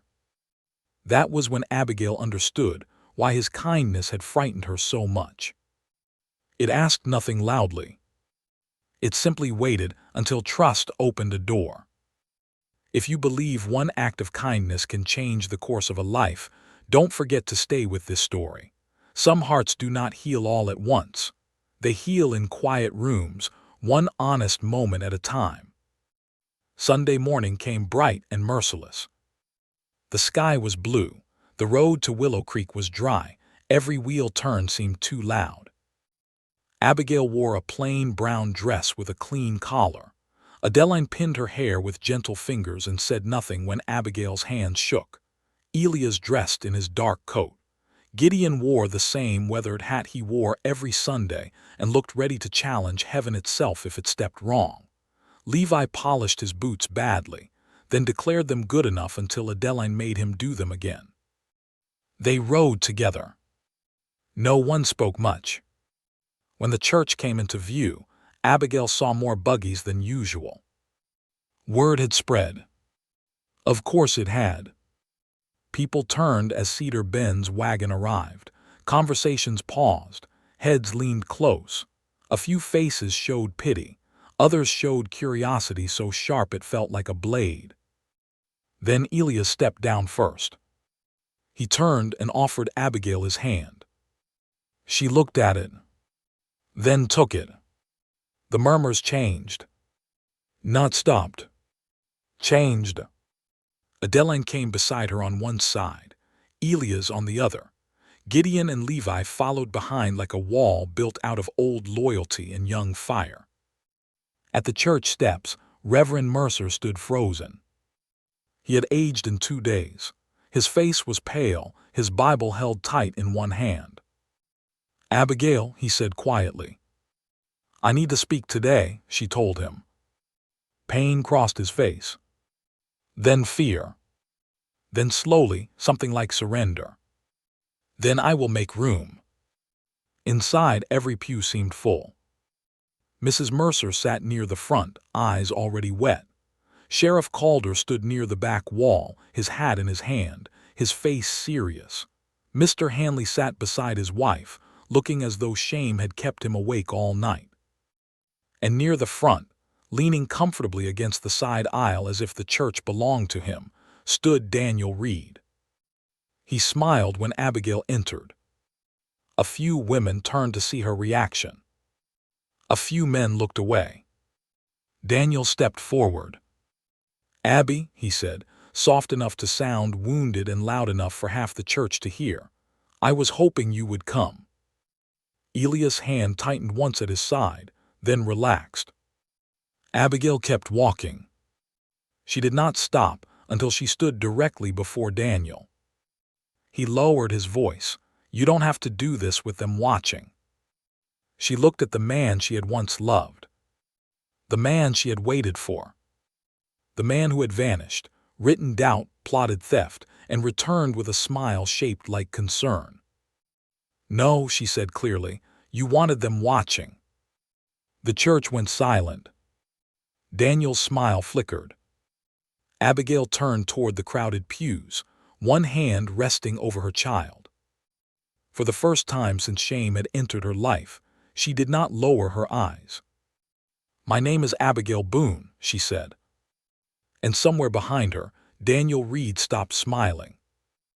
Every eye in the church turned toward Abigail Boone. The room seemed to hold its breath. Sunlight poured through the narrow windows, laying pale bars across the wooden floor. Dust moved slowly in the light, floating above bowed heads, stiff shoulders, gloved hands, and open hymnals that no one was reading anymore. Daniel Reed stood only a few steps away, his smile fading as Abigail faced the congregation. For months, she had feared this exact moment. A room full of people. Her name in their mouths. Her life measured by eyes that knew little and decided much. But fear, she had learned, did not always mean a person should run. Sometimes fear was only the sound of an old door opening. Reverend Mercer stood near the pulpit, his Bible held against his chest. His face was pale, but he did not stop her. Mrs. Mercer sat in the front pew with one hand pressed to her lips. Sheriff Calder waited near the back wall, his expression hard and watchful. Elias stood behind Abigail, close enough that she could feel his presence like warmth at her back. Not pushing. Not leading. Only there. She looked at Daniel first. Then at the town. "My name is Abigail Boone," she said again, clearer this time. "Yesterday, a notice was nailed to my barn door. It was written by Daniel Reed." A murmur moved across the pews. Daniel spread his hands gently. "Abby, I only wanted the truth heard." Abigail looked at him. "You wanted a crowd." His face tightened.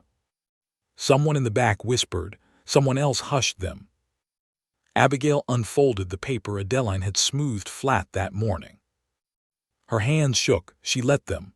Courage did not require still hands. "This is what he wrote," she said. She read the words aloud. Not quickly. Not angrily. She gave every sentence enough room to reveal itself. "The child Mrs. Boone carries may be mine. I have not given permission for another man to claim it. I was kept from her by lies. I will return to settle what belongs to me." By the time she finished, the church had gone painfully quiet. Daniel lowered his voice. "I was wrong, too." Abigail turned back to him. "Then say it plainly." "I came back for my child." "No," Abigail said. "You came back for Cedar Bend." The words struck the room like a dropped lantern. Daniel's face shifted, only for a second but long enough. Elias stepped forward and handed Sheriff Calder the folded note from Hanley's store. The sheriff gave it to Reverend Mercer. The Reverend stared at the paper as if it might burn his fingers. Abigail did not take it from him. This truth, she thought, was one her father needed to carry aloud. Reverend Mercer unfolded the note. At first his mouth opened and no sound came. Then he began to read. His voice was unsteady at first, but as the words went on, grief turned into something firmer. Once Boone is forced out, the east pasture must be held for me. I know what lies beneath that creek ridge, and I will not have some dirt farmer profit from what I found. Use the receipts. Push the bank. If the preacher's daughter lands there as planned, so much the better. Her shame will keep them distracted. He stopped. The paper lowered in his hand. The congregation sat frozen. Abigail felt the words move through them, not as gossip this time, as evidence. Her shame will keep them distracted. Mrs. Mercer began to cry softly. Mr. Hanley, sitting beside his wife, lowered his head. Daniel laughed once, sharp and false. That paper proves nothing. Sheriff Calder stepped away from the wall. It proves enough to ask you questions. Daniel turned toward him. You have no charge against me. Maybe not yet. I wrote a private letter. That is not a crime. No, Elias said. But forging receipts, conspiring with a bank officer, and trying to force a ranch into auction might be. Daniel's eyes flashed. You should be careful, Boone. Elias did not move. I have been careful all week. A few men in the pews shifted uneasily. Abigail looked at them and wondered how many had already heard Daniel's version before she walked in. How many had believed it because believing a fallen woman was hard, but believing a confident man was easy. She drew a breath. There is more, she said. Daniel's head turned back toward her. For the first time, there was true worry in his eyes. Abigail reached into the pocket of her dress and removed his first letter, the private one, the half-page that had wounded her in silence. She had thought it would shame her to read it. Now she knew it shamed only the man who wrote it. He wrote to me after I married Elias, she said, not to ask if I was well, not to say he was sorry, not to explain why my letters were never answered. Her voice trembled, but she did not stop. He wrote this. She read only what mattered. If the child is mine. A low sound moved through the church. Not loud. Not kind either. The words carried their own cruelty. Abigail folded the letter. He now says he came for his child, but days ago he was not even willing to say the child was his. Daniel's face darkened. You do not understand what position I was put in. What position? Abigail asked. He took a step closer. Elias moved too, but Abigail lifted one hand slightly and Elias stopped. Daniel saw it. That seemed to anger him more than anything. I had plans, Daniel said. A life ahead of me. You think I could simply tie myself down because you made a mistake? The church gasped. The sound reached Abigail like wind over a grave. There it was. Not hidden in smooth writing. Not softened by charm. The truth of him, standing bare before everyone. For a moment, pain passed through her, so deeply she could not speak. Then the baby moved beneath her hand. Small. Steady. Alive. Abigail looked down, and the hurt inside her changed shape. It was no longer a wound begging Daniel to understand it. It was a door closing. She looked up. No, she said, the mistake was trusting you. Daniel's mouth twisted, and now you trust him. He pointed at Elias. A man who married you for money. Elias said nothing. Abigail answered. I trust a man who told me the truth when it cost him pride. I trust a man who gave me a room with a lock and never once asked for the key. I trust a man who stood beside me when silence would have been easier. She turned slightly toward Elias, and for one small breath the room fell away. His eyes held hers. There was no grand promise in them. Only the same steady truth he had given her from the porch, from the office, from the dark of her doorway while she cried over Daniel's letter. Abigail faced the town again. And I trust the people at Cedar Bend, because they did not ask me to become less than human before they gave me a place at their table. Adeline wiped both eyes with her handkerchief. Levi looked fiercely proud. Gideon stared straight ahead, but his jaw worked once as if he had swallowed something difficult. Tell me in the comments, would you have stood with Abigail in that church, or would fear of the town have kept you silent? Some choices look small, but they decide the kind of people we become. Daniel looked around and seemed to understand that the room had turned. Not entirely. Some faces still held judgment. Some were only confused. Some would whisper no matter what truth stood in front of them. But his easy power over the story was gone. He took one slow step backward. Sheriff Calder noticed. "Mr. Reed," he said, "I would like you to remain here." Daniel smiled without warmth, "And if I prefer not to?" The sheriff placed his hat on the nearest pew. "Then I will take that as an answer." Daniel moved fast. He shoved past the end of the pew and ran for the side door. Levi darted forward, but Gideon caught the back of his coat before he could do something foolish. "Not your chase, boy." Sheriff Calder went after Daniel. Elias started too, then stopped and looked at Abigail. That pause told her more than any vow could have.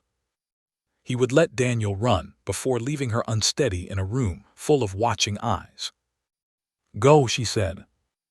Only then did Elias run. The church erupted into movement. Men stood, women gasped, children craned their necks.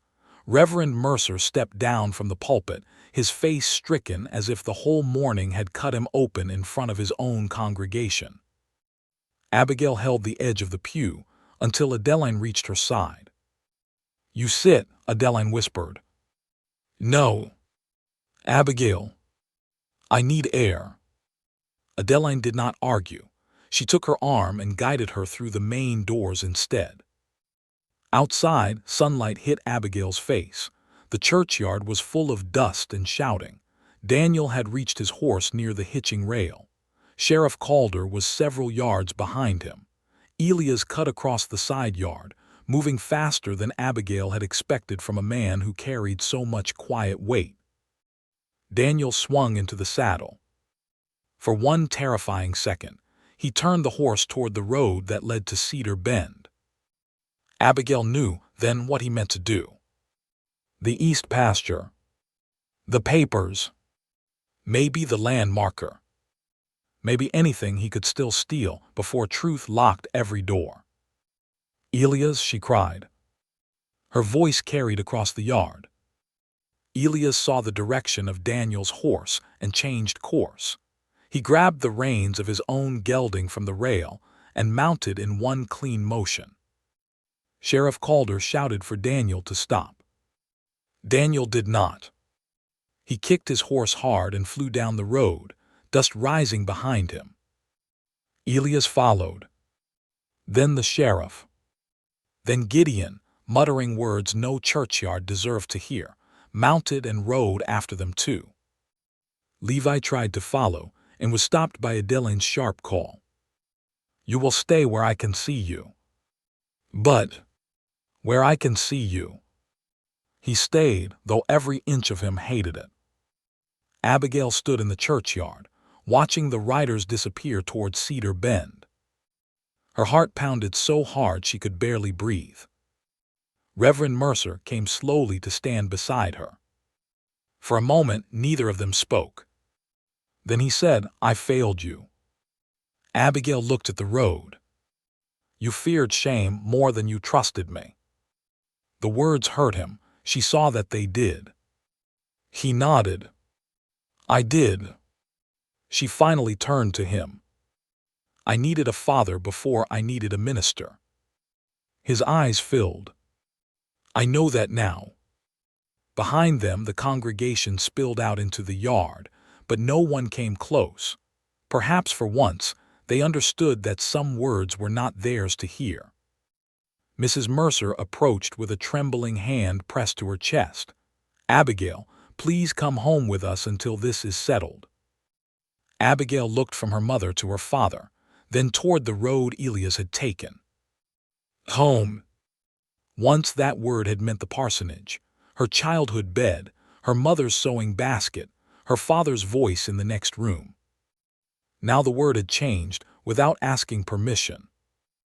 It smelled of cedar smoke, coffee, leather, and dust. It sounded like Adeline humming at the stove, Levi laughing too loudly, Gideon grumbling from the barn, and Elias saying her name like it belonged safely in his mouth. "I am going to Cedar Bend," she said. Her mother began to protest, but Abigail shook her head. "Not because Daniel is there, because my husband is." Reverend Mercer closed his eyes. Not in shame this time. In understanding. A wagon was brought around within minutes.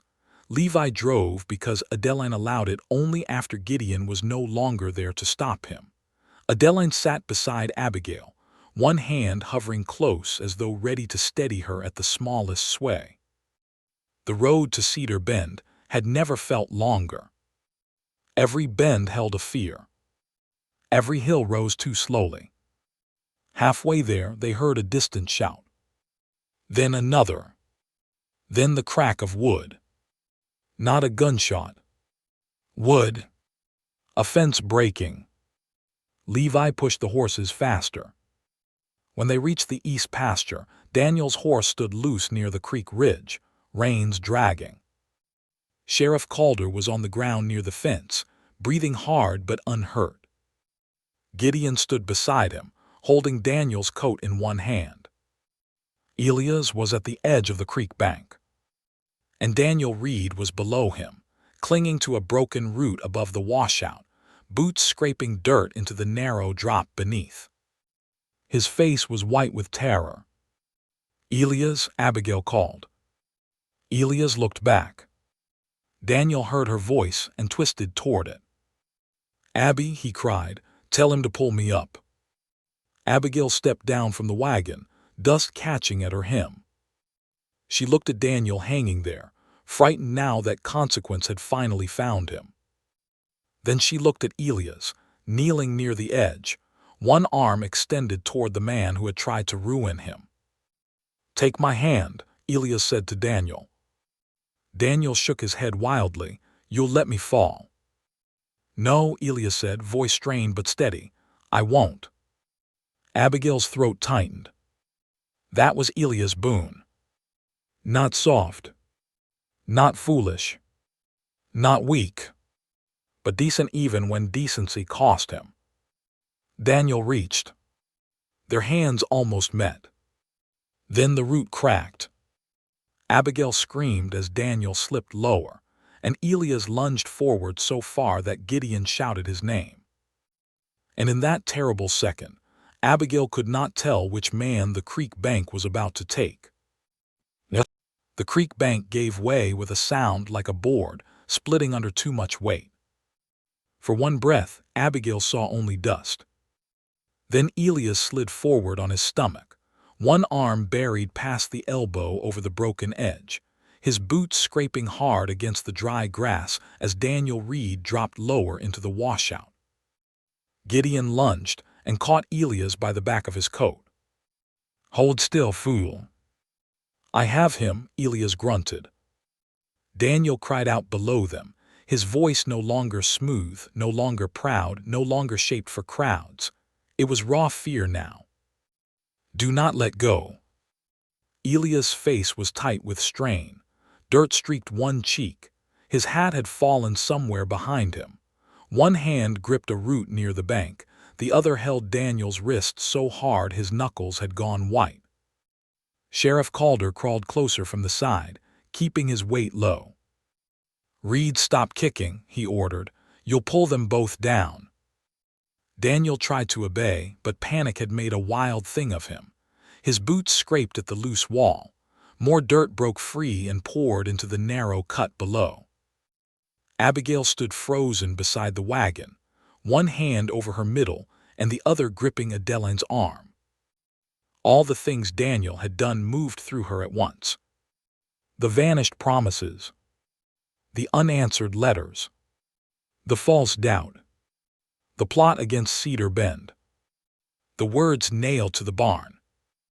Her shame will keep them distracted. A part of her, small and wounded and honest, wanted him to feel the terror he had caused. But then she looked at Elias. Elias, who had every reason to let go. Elias, who would carry guilt the rest of his life if he did.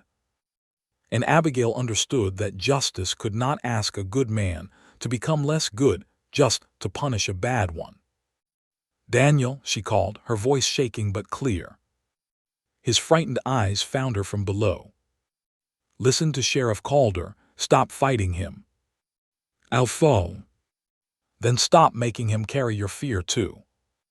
For one strange second, Daniel seemed too startled to move. That second saved him.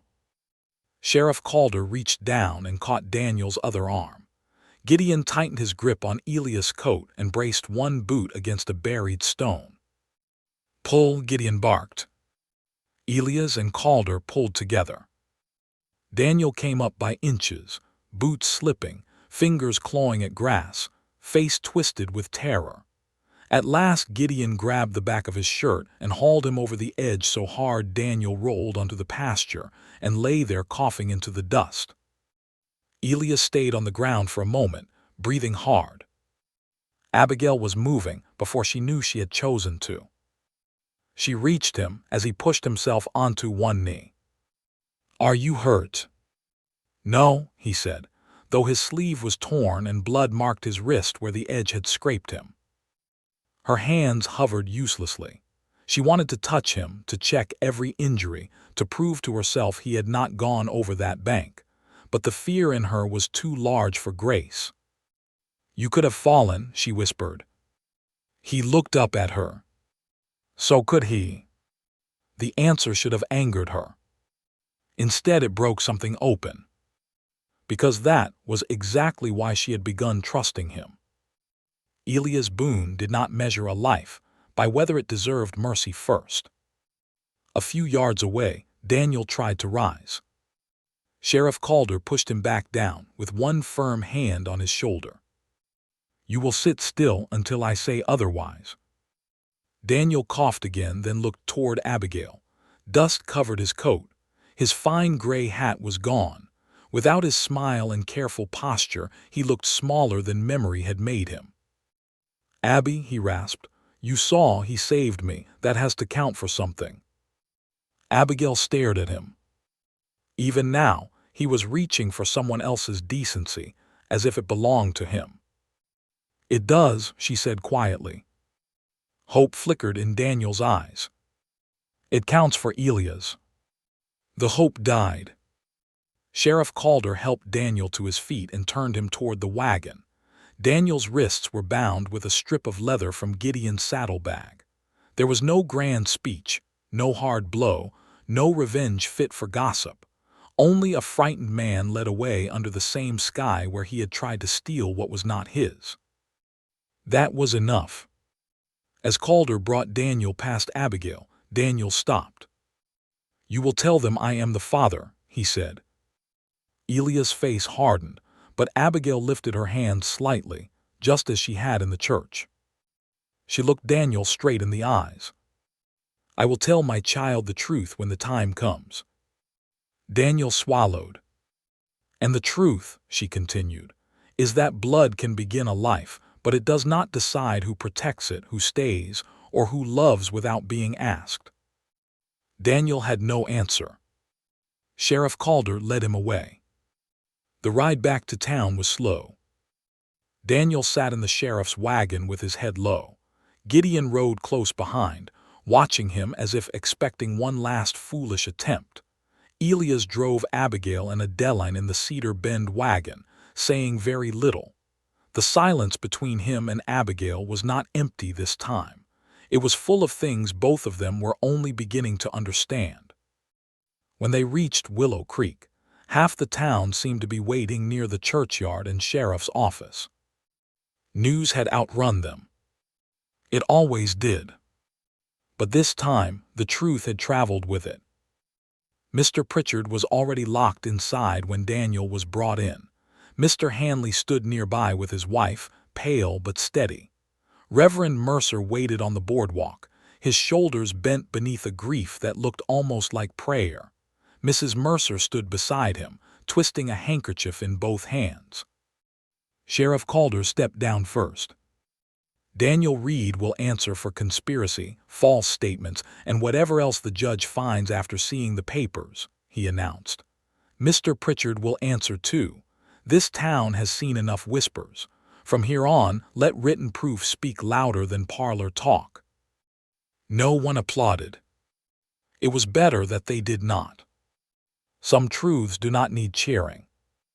They need silence deep enough for shame to change hands. Mrs. Hanley stepped forward first. Not toward Elias. Toward Abigail. Her eyes were wet. My husband should have spoken sooner. I should have made him. I am sorry, Mrs. Boone. Mrs. Boone. Not said with pity. Not said like a disguise. Said like a name. Abigail's throat tightened. Thank you. Then another woman came. Mrs. Bell from the church sewing circle, who had looked away from Abigail only that morning. I misjudged you, she said stiffly, as if apology was a dress that did not fit her well. I should not have. Others did not speak, but they lowered their eyes. A few would never change. Abigail knew that. There would always be people who preferred a dirty rumor to a clean truth, because the rumor gave them something to hold over another soul. But the town had seen her stand. That could not be unseen. Reverend Mercer approached slowly. For a moment, Abigail saw not the minister, not the respected man, not the father who had made a bargain because fear had cornered him. She saw an old man who loved his daughter imperfectly and was finally brave enough to admit it. I have spent my life asking people to confess the truth before God, he said quietly. And when truth came to my own house, I tried to cover it with arrangements. Abigail's eyes filled, but she did not look away. I cannot undo that, he said. But if you will allow me, I would like to spend the rest of my days being your father before being anything else. Mrs. Mercer began to cry. Abigail looked at the man who had hurt her trying to protect her, and though forgiveness was not a door that opened all at once, she felt the latch move. I would like that, she said. The Reverend bowed his head. Then Abigail took one step forward and let her father embrace her. Not tightly. Not as if he could claim back what had been broken. But gently, as if he finally understood she was not something to hide or arrange. She was his daughter. And she was still standing. That evening, Cedar Bend Ranch glowed warm beneath a bruised purple sky. Adeline set supper on the table even though no one had much appetite. Levi told the story of the creek bank 3 different times, each time making Elias reach longer, Daniel's fall deeper, and Gideon's pull stronger. Gideon finally pointed his fork at him. Tell it once more, and I'll put you down that washout myself. Levi grinned. You'd have to catch me first. I caught faster fools than you before breakfast. Adeline laughed softly, and the sound loosened something in the room. Abigail sat at the table watching them. The candlelight touched every face. Adeline's tired kindness, Levi's restless youth, Gideon's hidden softness, Elias' quiet place at the head of the table, the place he never filled loudly but somehow held the house together from. This was the home Daniel had tried to steal. This was the family she had not known she was entering.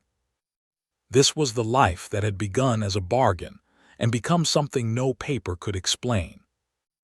Later, after the dishes were washed and the house grew quiet, Abigail found Elias in the barn. He stood near the workbench, sanding a curved piece of pine beneath a lantern's glow. The same careful shape she had noticed before but never asked about. Beside him were two small rockers, half-fitted, smooth from hours of work. "A cradle," she said. He stopped. For a moment he looked almost embarrassed. It was meant to be finished before October. She stepped closer. The wood was plain but beautiful in the way handmade things are beautiful. Not perfect, loved into shape. Every edge had been softened. Every joint had been checked. He had carved a tiny cedar leaf into the headboard, so small a person might miss it unless they looked closely. Abigail touched it with one finger. "You made this before you knew if you could love the baby." Elias looked down at the pine shavings scattered over his boots. "I made it because she would need somewhere safe to sleep." "She." A faint color touched his face. "I keep saying that." Abigail smiled through sudden tears. "So do I." The lantern moved in the wind, throwing gold light across his face. After a while, Elias said, "Daniel may still claim rights when the child comes. He may try. If the law listens to blood first, it could be hard. I know. I will stand with you through it. I know that too." He set the sandpaper down. "There is something I need to say before more trouble comes." Abigail's heart quieted in a strange way, as if it had leaned closer to listen. Elias did not speak quickly. He never did when the words mattered. "When I said yes to your father, I told myself it was for Cedar Bend, for Adeline, Gideon, Levi, the land, the debt. I told myself I could be fair to you and that would be enough." He looked at her then. "It is not enough anymore." Abigail could barely breathe. "I do not want you here because of a bargain," he said. "I do not want you tied to a house you never chose. If someday you decide to leave, I will keep my word and help you go safely." Her eyes burned. "But if you stay," he continued, voice low, "I want it to be because you choose this place, because you choose this life, and because maybe in time you might choose me too." The barn was quiet except for the horse shifting in the stall, and the soft tap of the lantern ring against its hook. Abigail looked at him, this man who had taken her name into his house without taking her freedom, who had stood between her and shame without asking to own her gratitude, who had saved his enemy because goodness in him was stronger than anger. "In time," she whispered. He searched her face. She stepped closer and took his scraped hand gently in both of hers.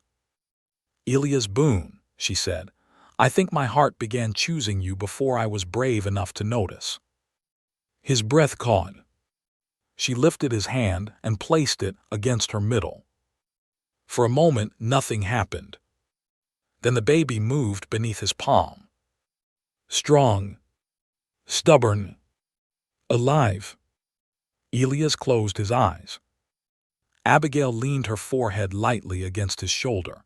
He did not pull her into an embrace. He waited until she moved first. When she did, his arms came around her carefully, as if holding both a woman and a whole new future. Neither of them spoke of love in grand words. They did not need to.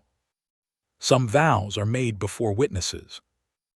Others are made in barns by lantern light, with dust on boots, a cradle half finished, and two wounded hearts finally resting in the same quiet. Weeks passed. Pritchard was removed from the bank before trial. Hanley gave sworn testimony and kept his store, though it took time before he could look Elias in the eye without shame. Daniel Reed was taken east under guard after more papers tied him to land schemes in 2 other counties. His name did not disappear from Abigail's life, but it no longer ruled it. The bank note at Cedar Bend was corrected. With Pritchard gone and the false receipt struck from the record, the ranch was granted the extension Elias had needed all along. The east pasture stayed in Boone hands. The coal sign beneath the ridge was filed honestly, not as a treasure to be stolen in secret, but as a future to be considered carefully when the time was right. Summer ripened. Then autumn came, and in the second week of October, while rain tapped softly against the window, and Adeline ordered every man in the house to stop pacing or go stand in the barn, Abigail Boone brought a daughter into the world. The baby cried with a fierce little voice that made Levi laugh and Mrs. Mercer weep. Elias entered the room slowly, hat in hand, looking as if he had walked into church and sunrise at the same time. Abigail was pale and exhausted, but her smile was steady. "Come meet her," she whispered. He crossed the room. Adeline placed the child in his arms. At first he held her stiffly, afraid of the smallness of her. Then the baby turned her face against his coat and settled there, quiet as if she had known him all along. Abigail watched his face change. Everything in him softened. "What will you call her?" Mrs. Mercer asked through tears. Abigail looked at Elias. They had spoken of names in whispers during long evenings, never quite settling, but now, seeing the child in his arms, she knew. "Mercy," Abigail said. Reverend Mercer bowed his head. Elias looked at her, eyes bright. "Mercy Boone," he repeated. The name filled the room like light. That winter, the cradle Elias had built stood near the hearth. He was the one who rose most often when Mercy cried, walking slow circles across the front room while snow pressed against the windows. His humming was tuneless and low, and Gideon claimed it was the only thing in the territory worse than Levi's singing. Yet Mercy always quieted against him. One night Abigail stood in the doorway and watched him hold the child beneath his chin. The fire had burned low. His shirt was wrinkled, his hair mussed from sleep, one hand broad across Mercy's tiny back. He saw Abigail watching and looked almost sheepish. She would not settle. "I see that," Abigail said softly. He looked down at the baby. "She is stubborn." Abigail smiled. "That may serve her well." Outside, snow covered the fields that had nearly been lost. Inside, the house held. Spring came again to Cedar Bend. The ground softened. The creek ran high. Green returned to the pasture where fear had once chased them to the edge of a washout. Reverend Mercer came often now, not as a man arranging a future, but as a grandfather carrying peppermint in his pocket and apology in the gentleness of his hands. On the last Sunday of May, 1 year after Abigail first arrived at Cedar Bend without flowers, the yard filled with people. Not a wedding to fix shame. Not a bargain to save land.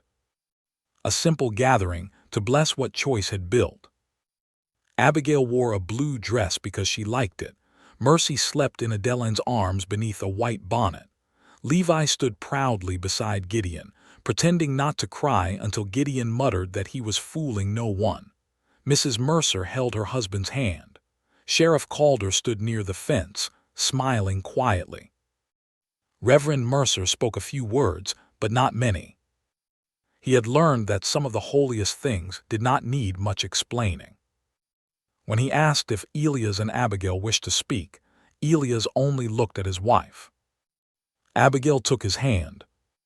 Her fingers fit into his like they had been waiting for the right season. "This began as the hardest choice of my life," she said. "But sometimes God does not waste even the choices made in fear. Sometimes he lets love grow where people thought only duty had been planted." Elias' thumb brushed gently over her hand. Abigail looked across the yard. At Adeline. At Gideon. At Levi. At her parents. At the child sleeping safely under the cottonwood shade. Then she looked at Elias. "I came here carrying shame that was never mine alone to carry. You gave me shelter, then friendship, then a place to stand, and somewhere along the way you gave me back my own heart." Elias' eyes shone. When he spoke, his voice was rough. "You saved more than this ranch, Abigail. You saved the man who thought keeping land was the same as living." No one in the yard said a word.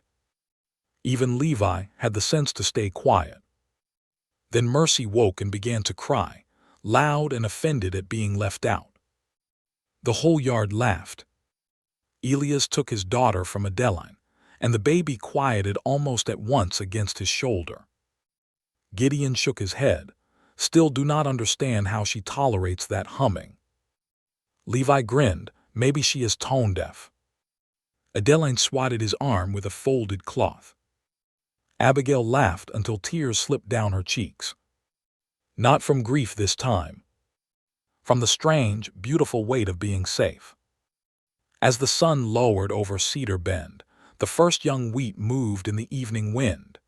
Elias stood beside Abigail at the edge of the field, Mercy asleep between them, one tiny hand curled around his shirt. No crowd could see the first morning anymore. No bank paper could define them. No coward's letter could reach this far. Abigail rested her head lightly against Elias' arm. "This is home," she said. Elias looked out over the land, then down at the child in his arms, then at the woman beside him. "Yes," he said, "it is." And beyond the fence, the wind moved softly over the fields, carrying away the last of the old sorrow and leaving behind the quiet sound of a family that had chosen one another, not because life had been easy, but because love had found them in the middle of everything hard. If this story stayed with you, let me know in the comments what you believe makes a real family: blood, duty, or the courage to stay. And if you want more emotional Wild West stories where love, truth, and healing meet on the frontier, subscribe and come back for the next one. Because sometimes the life you never planned becomes the one your heart was waiting for all along.